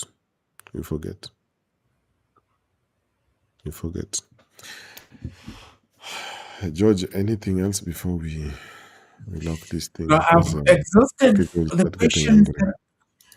I've actually exhausted the questions that I got, but I think in answering them, Ramoth, I think what has really brought the point home for me, I hope and I'm sure for many cultural champions who are here, is how you have rebuilt the issue around the homework thing and the exams things and the test things and so it really brought the point home in a sense that the child can who comes from school, it's not about just answering these things, it's how they think. It's time for us to make these people think for themselves. And you've said it, and I'm sure people have picked it up from you shouldn't care at home where whether whether whether the answers were right. The issue is not the answer, and that reminds me of it. The issue is understanding the question, and it reminds me of the only maths teacher I ever liked in my life, because he would give you a question and each and every section would have marks allocated to it. So the answer itself would have the least and the least marks, the least, even one. So even if you juggle things there, but the system you are using, or rather the formula used is right, you get a lot of marks in the formula part. How you arrive at the answer, but not the answer. The answer would only be 1 mark. But the other part, the rest of how you've used the formula, you've formulated your until you got the answer, has a lot of maths. I thought that was a very good way of teaching maths. I've never forgotten him. But that's why I'm saying, in the sense that you have used that to actually, in the whole reading and in the whatever we have learned today, that has really simplified the whole concept, and it has given the answer to many questions, and some of them that that I actually asked you that were forwarded to me. So some of those things I was asking were literally coming from people asking, wanting to understand the bits. But I can assure you, I'm sure we all of us, the cultural champions, are at a better place now with understanding the whole concept of Lwanda Magere. But Ramoth, I don't know. Because that's the end of, you need to tell us about, because that's the, I'm sure that's the end of Rwanda Magere's story, because we've been dwelling on how, which way after he's gone, the village was at a standstill. So I don't know where we move, how we move from there. I want to hear Yes. from you. Yeah. No. We're not. That's what we are doing. Is that we are in the process we are answering. Oh, okay. They did. Me or you? They, Ngabola. yes, and Oh, yeah, okay. that is what we are doing, George. Yes, That I is understand. exactly the whole Understand. idea. Because Mm. this is what they teach us, that when the story is over, you close the book and go on to the next. Mhm. Let's go back to the story. There's layers of this thing hidden. Yes. Why did this happen? So why did why did they not throw Rwanda Magere out for having children? Like, no, the society is structured like this. So at least you're coming more to understanding, oh, this is how the LUO society was working. This is how they were thinking. So you Mhm. come from the emotional women are bad type of dynamic. Yeah, yeah. Yes. And Yes. manipulative and all this Women are nonsense. evil. From the garden they have been deceiving everybody. So they deceived Adam, and then they deceived Lwanda Wadamage. Magere, and it's this religious whole thought. And there's not thinking. So we want to go deeper into that, because we're using the African curriculum to look at the book. The book is not over Because yet. we've also not looked. I think Kakuku is a very interesting aspect of this book. Kakuku. Mm. Mm. How? Cheruto. We've dealt with Cheruto. Mm. We've dealt in depth with Cheruto because I asked a Mm. question around Cheruto, and really, we've really gone so far. And you see what has come out in just the statement you've said, because now it drives us away from that bit of the Adam Eve story that women are women deceive people and all that. It's not about that. That's quite artificial. You reminded me of something that happened to me this like a week ago. Mm. So I'm talking to someone, and then someone out of the conversation says, why did Adam eat why did he bite the fruit? And why was she alone? Why was she alone? If he was there, she would not have been deceived by the serpent. And the whole time I'm thinking, what is this nonsense? Like, why is this person?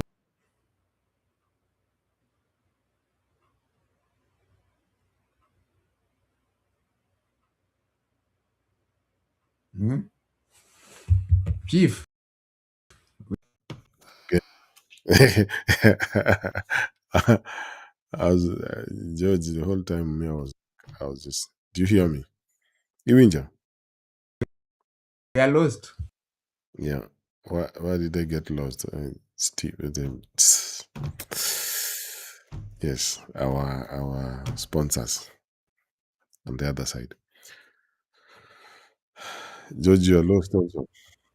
Gelwara wate. Mm. So we we have to Give it wate. mm. So I was more like, why are in 2026, how comes you are discussing this issue? How even according to that story, how many thousands of years was that? We're still solving Adam and Eve issue in 2026. We can't even make roads that last like years. Now we are sorting Adam and Eve. That's Somebody what we have said to do. the same story, Ramoth. Somebody also was saying, I was just hearing, and I'm like, okay, here we go. Somebody also said the only reason why it's the duty of men to take care of women to provide is because the last time a woman provided, they were chased out of the Garden of Eden. I was like, Foot, no, foot, I was the like, football okay, team, okay, George, here. the football team, the football team. Very Oh, coding. Yeah, and to them it seems like it's how many people do you know who they have even these accolades and still they have all this higher education and they still spout this type of non-thinking, this type of and non-thinking. we're not laughing because it's funny. This thing is this subjective, the subjectivity of our minds, where we say women are like this, women are like this, men are But like it is, but George, it is not even. comes It's from not here. that example. That example was not about women. It's just how Mm, the whole mind works. mm, Yes, because it's not only towards women. It's towards children. It's towards himself. It's towards other men. mhm. Yeah. If we pinpoint just women, then we lose it. This is a mind that is. That's what I'm saying. It's a fun. This from the team. It's a fun. Mm. Yeah. I told you, fans do not have to know more a lot. They just have to like this thing, and it has to be true to them. Because at the time for those 90 minutes, it's the truth. Nothing else exists in the world. It's the whole truth. Even if the world is going up in flames, this is the most important thing in the world. So even what I'm trying to say is this: not that football fans are bad. I'm just trying to say, like, if I understand that this is a person from a football, I don't have to even try and analyze his mind. It is what it is. It is what it is. Like, I think for the question you were asking about the culture itself, and I was saying it is okay. The culture has to stop trying to convince these people that, okay, this is the culture, and those people go, they do what they want. The culture is constant. The culture is okay. These guys can go do whatever they want. They can say it is gone. They can say it is backward. You go say whatever. The culture is not here to convince you. It was here before you. It will be here after you. Mm-hmm. Keep moving. So this idea that we have to analyze this type of people and we have to convince them, and no, it's a waste of time. That's why I was giving you the example of discussing about Adam and Eve. Why? The roads, we've not even figured out how to make roads that apply specifically to the African context. Because those things we use for roads, when it gets too hot, they start melting. Mm-hmm. They work in Europe, but not here. We've not even figured out that yet. That's why we were saying, let the children think. They come to solving these things. Let them, more to think, not to answer questions. Because if you ask them, well, how do you make roads, they'll tell you with bitumen. And bitumen melts in the African sun. They just answer the questions. And then you are there looking if it is right. Instead of them learning to think and solve problems. We say that the future of the future LUO children we want the children who solve the most technical problems. Because that's where the wealth is. The most technical problems. The really most technical problems that everybody wants to run away from. But if they can be the ones who go there, yes. But that you not teach them by just looking. Have you answered it correctly? That's too simplistic. Leave the team players. The fans let them support the game. That's what they were born for. That's what they're good for, and they are good at their job. So we let them do their job. That is, but for the culture, that is not our job. Our job is not that. Everybody remember the LUO worldview. Everything has its place. That's the beauty of the Luo worldview. Everything has its place. So even the clowns have their place. It is for us to confuse that now the clown has to be convinced of how the culture is important. No, the clowns stay out. That's how you know there's a boundary between in and out. So George, let's wind up before everybody gets angry at me, because they usually get angry at me for this type of things and this type of conversations. No, No, they are they learning. want to bring us. We happily learning. Happily learning new things. Hopefully, hopefully, hopefully. Hope is life. At the office, like, yes, we can. Hope Yeah, is life. the we're moment becoming hope peddlers. the moment you put the word hope anywhere, there is life there. Yes. Apparently, George, the lawyer. no, Telo, close it up. Yeah, As I, yeah.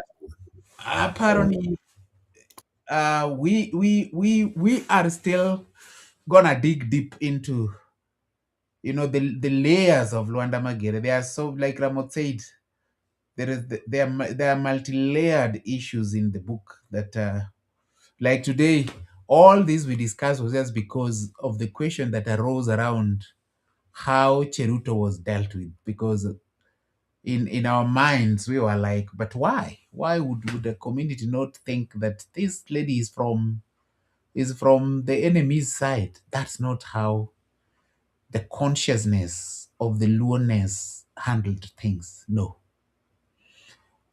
our thinking of how we should have handled it in the year 2026 is totally different from the culture that is constant, and it's based specifically on the consciousness of the Luoness. And they, like Ramoth said in the last statement, if you had, the culture doesn't convince people to believe in it. It stays there. You go, and that's why when somebody, I think that was a very interesting question when somebody asked, but look, we give our kids white books, they are 18, they are 20, 23, but then what happens? Then we want them to be Africans. It's the reason why they become conscious of that is because culture is constant, culture is stagnantly there. It doesn't change, it doesn't convince anyone. It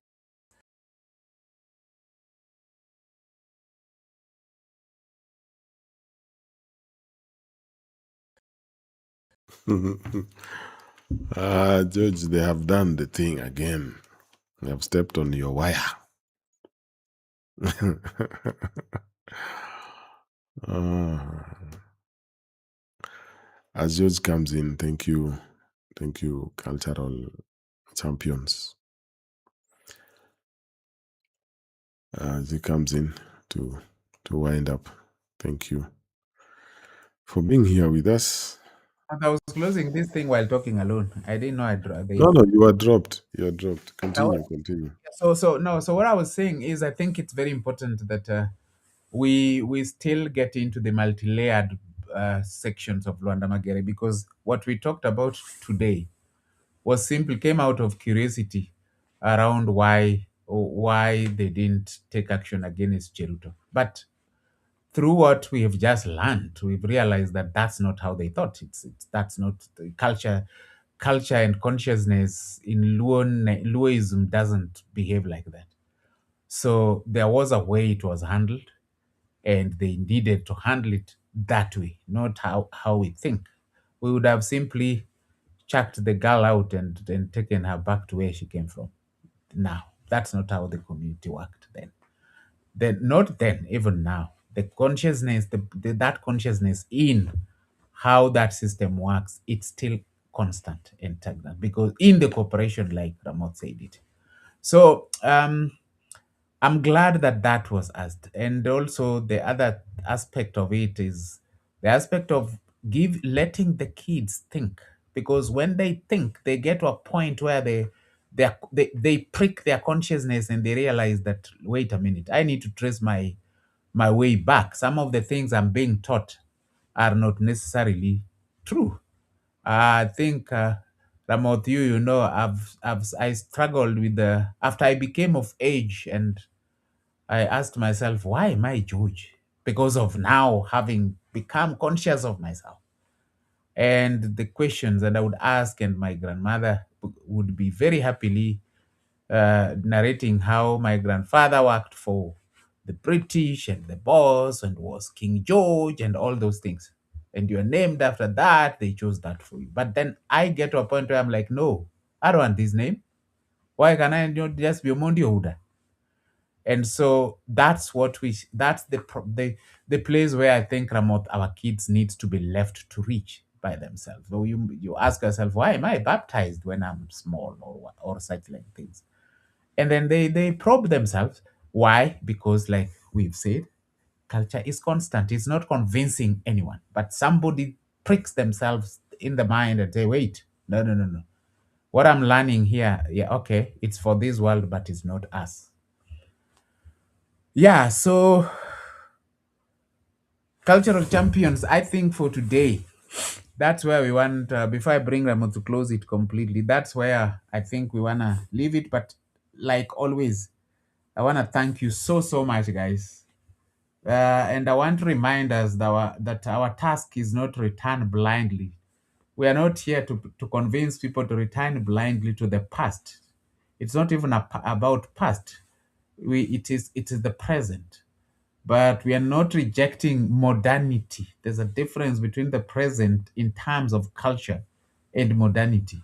So our task is to recover the wisdom that made us united, responsible, resilient, and culturally grounded, while preparing our children for the realities of the modern world. So it's about our children. They need to be left free to think. Don't bother with the answer, but teach them how to get to the answer is much better. The frame has got more marks than the answer. And therefore, I leave you with what Ramoth just answered, and the question that came. When your child comes back from school, it's a cultural question. It's not about the school per se, or as it were. But the question is, when your child comes back, we need our cultural champions to think around this and get your own answers to the question. Ramoth had answers it, but now I'm throwing it back to you. What is your own? When your child comes back from school with homework, 10, 10 questions, what is your duty? Is your duty to make sure the 10 questions are done? That I've done the 10 questions. That's you can leave it there at that. Or the second part of it is your duty to make sure that the 10 questions are done and the right answers are given. The other part, the third part of it, which I think is more important if you ask me, is your duty to make sure that the 10 questions are done, the answers are collected, and the method that is used to get to the answers is right. That is what, in simple terms, that is the method is what? The thinking and the question.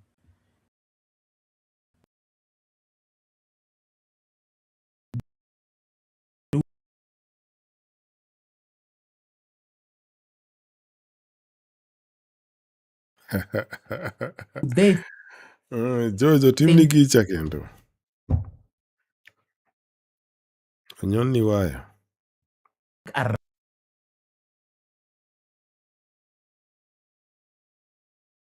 around it.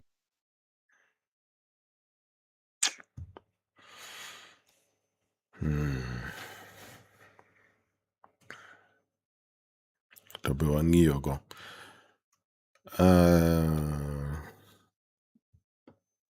And since as we come to a close, George, no window, they did the thing to you again. Yeah.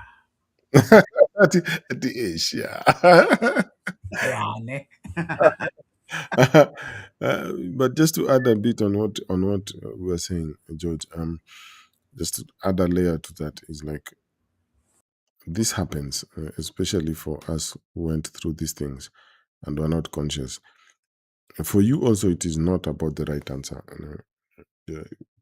We as parents, we are afraid that if they come and ask us the thing and we show them that we don't even know that, then they'll disrespect us. They'll think we are not clever, or they will start looking down upon us. For me, from my personal experience, has been even telling them that thing I did not understand it at that time, and it's interesting. You bring it back. Let's think about it. So, what are your suggestions? What are my suggestions? Then, when you go to class, bring the answer. I want to know. I also want to know. I also want to know. So, for me, that is something I always tell them, so that they go dig. So they are not in that classroom. They're not sitting and thinking. They just have to know. They also teach me. So I give them the opportunity to explain it to me, because I was telling them, if you can explain it to me, then you have understood. Because there's some things I know that you don't know, but this learning is not something that I'm really trying to put it in their mind that it does not stop. So even the knowledge becomes updated. So you don't expect me, but I would also want to know what is happening new, because some of those concepts, I cannot lie that at that time I was young, my brain is growing, I'm experiencing life, so I did not concentrate on them. So them coming back to those issues gives me a chance to really think about them again and go through them again, and also study on them and bring some ideas, and they bring some ideas, and then it becomes this interactive intellectual thing. I think that's, other than this thing, I see people just sitting there and you kiss your children and try to make them feel comfortable and everything. I think this is just my own personal way of looking at it. They would feel more enriched that my experience with them was about that. Like, we were learning together, and they can keep learning because it was something they saw me even growing. As a grown up, I'm still learning. And they're not afraid that, okay, even if I don't understand it now at 14, I can still come to this concept at 40, at 30, at 50. It's not like if I didn't learn it, then it's over. I can still come back to it and still look at it, and get it. So I think that is more for Mano is for us as grown-ups, George. The African way was lifelong learning. And I think people are starting to catch up, saying that you need to be lifelong learners. And that is why Africa had these levels of societies where you keep learning and keep going. But before it was called nonsense, and now it's they're telling everybody has to come to this. So that was just to put in there that when, for me at the beginning, that was the thought that my kids will look at me like this and this. But I was just like, okay, whatever. I also have to learn. I can't be playing this game. Even if they think I'm the stupidest, but I've learned something. I've learned something, and that has brought an interesting relationship, because sometimes I'm trying to explain to them some concepts, and it's really hard. It's really hard. I see the face breaking, and I see them trying to understand, and I see them thinking about him, and that's what gives me pleasure. And at least thinking about it, but considering the idea, and they're really pushing their brain to that level of doing that. So I think we should not be afraid as parents. Also, we are learning. And the other thing I usually say, as a joke, but growing up in the system I grew up in, mostly like in the slum, I was always challenging the parents, and I was like, you keep telling your children to read. You keep telling them that reading will save them, and they've never seen you even with a book reading. You don't. So how will you tell them that reading is important that you never read?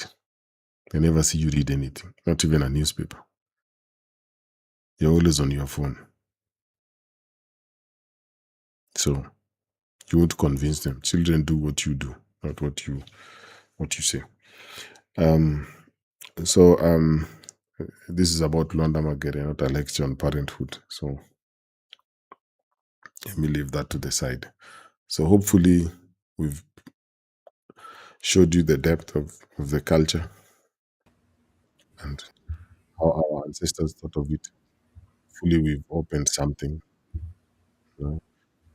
and we will not be afraid, this I have to say boldly, to bring technical information, because that is the culture, that is LUO itself. That is where I was saying the culture is okay. It has been maintained by people who are really thinking about things and really executing. So that I cannot apologize for. That will continue.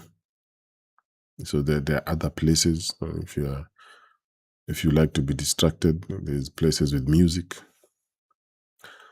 If you like to have this pseudo-intellectualism, there's spaces where they discuss things that are simple, and there are people who are trained in just one thing, and they can talk about this.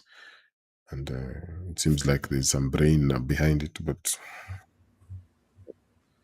so there are other places. But we always appreciate when you're here with us, that you take your time to sit here with us and listen.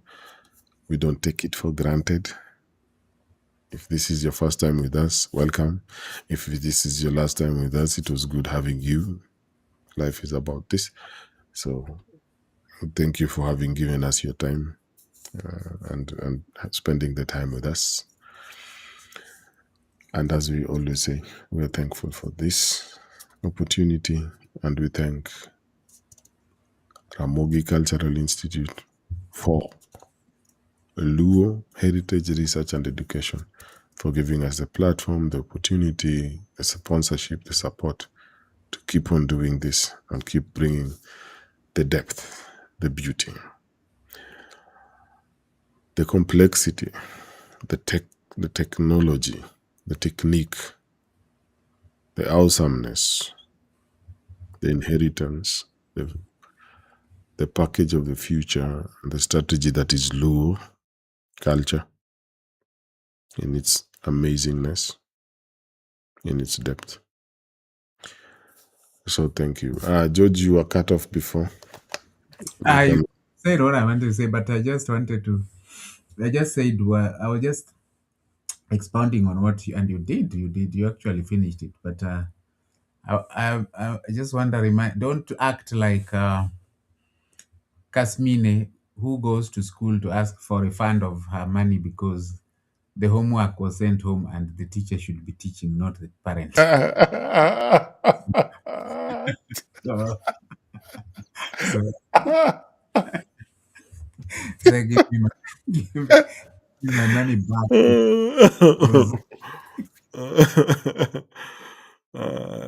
George, today I have a small special treat. Hopefully it's special.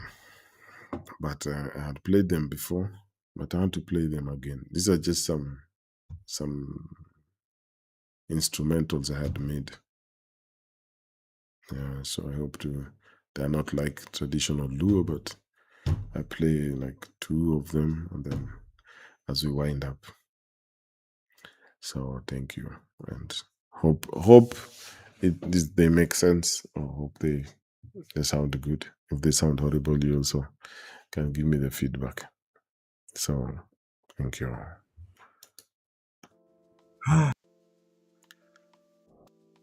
Tell wacho nade?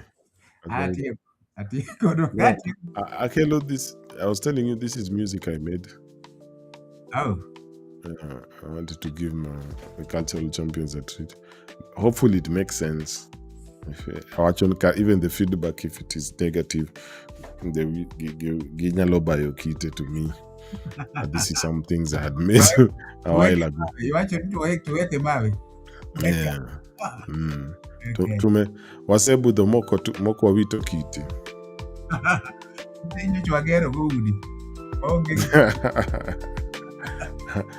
But thank you so much, cultural champions, for being with us. Thank you, guys. Thank you. So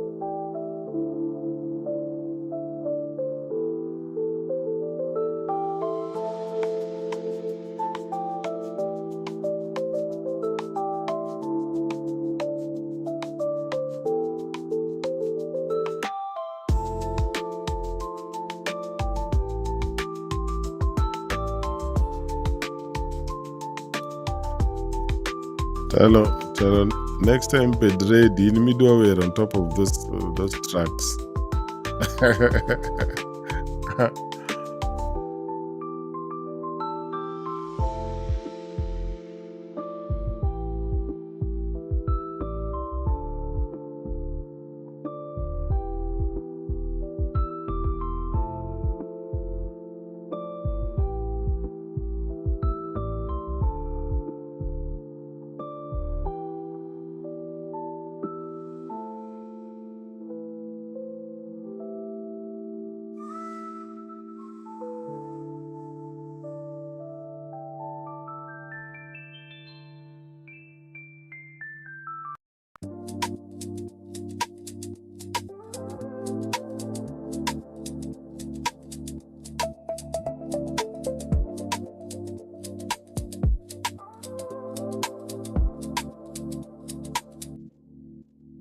Whether narach kabisa mali.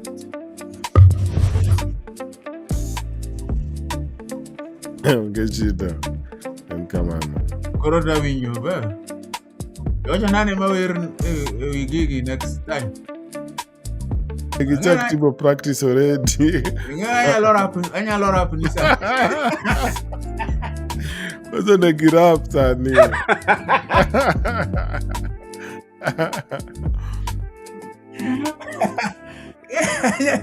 Anya lora up beats go sa. Actually, ni pangla.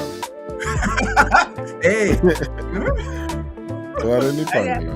Anya lora ni gina ni pangla sa ni marach. Actually, yalo wara ni pangla. Yeah. Pagin.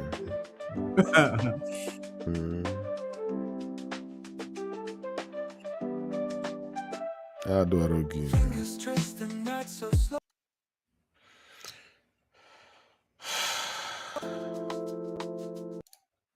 Okay.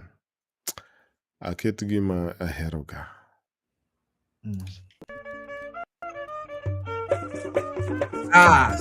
Sound. Ugenya dala.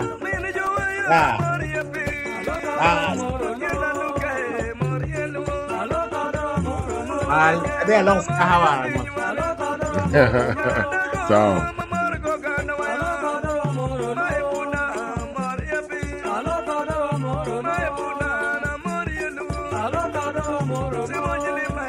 Oh, ngato overload sana bet manani.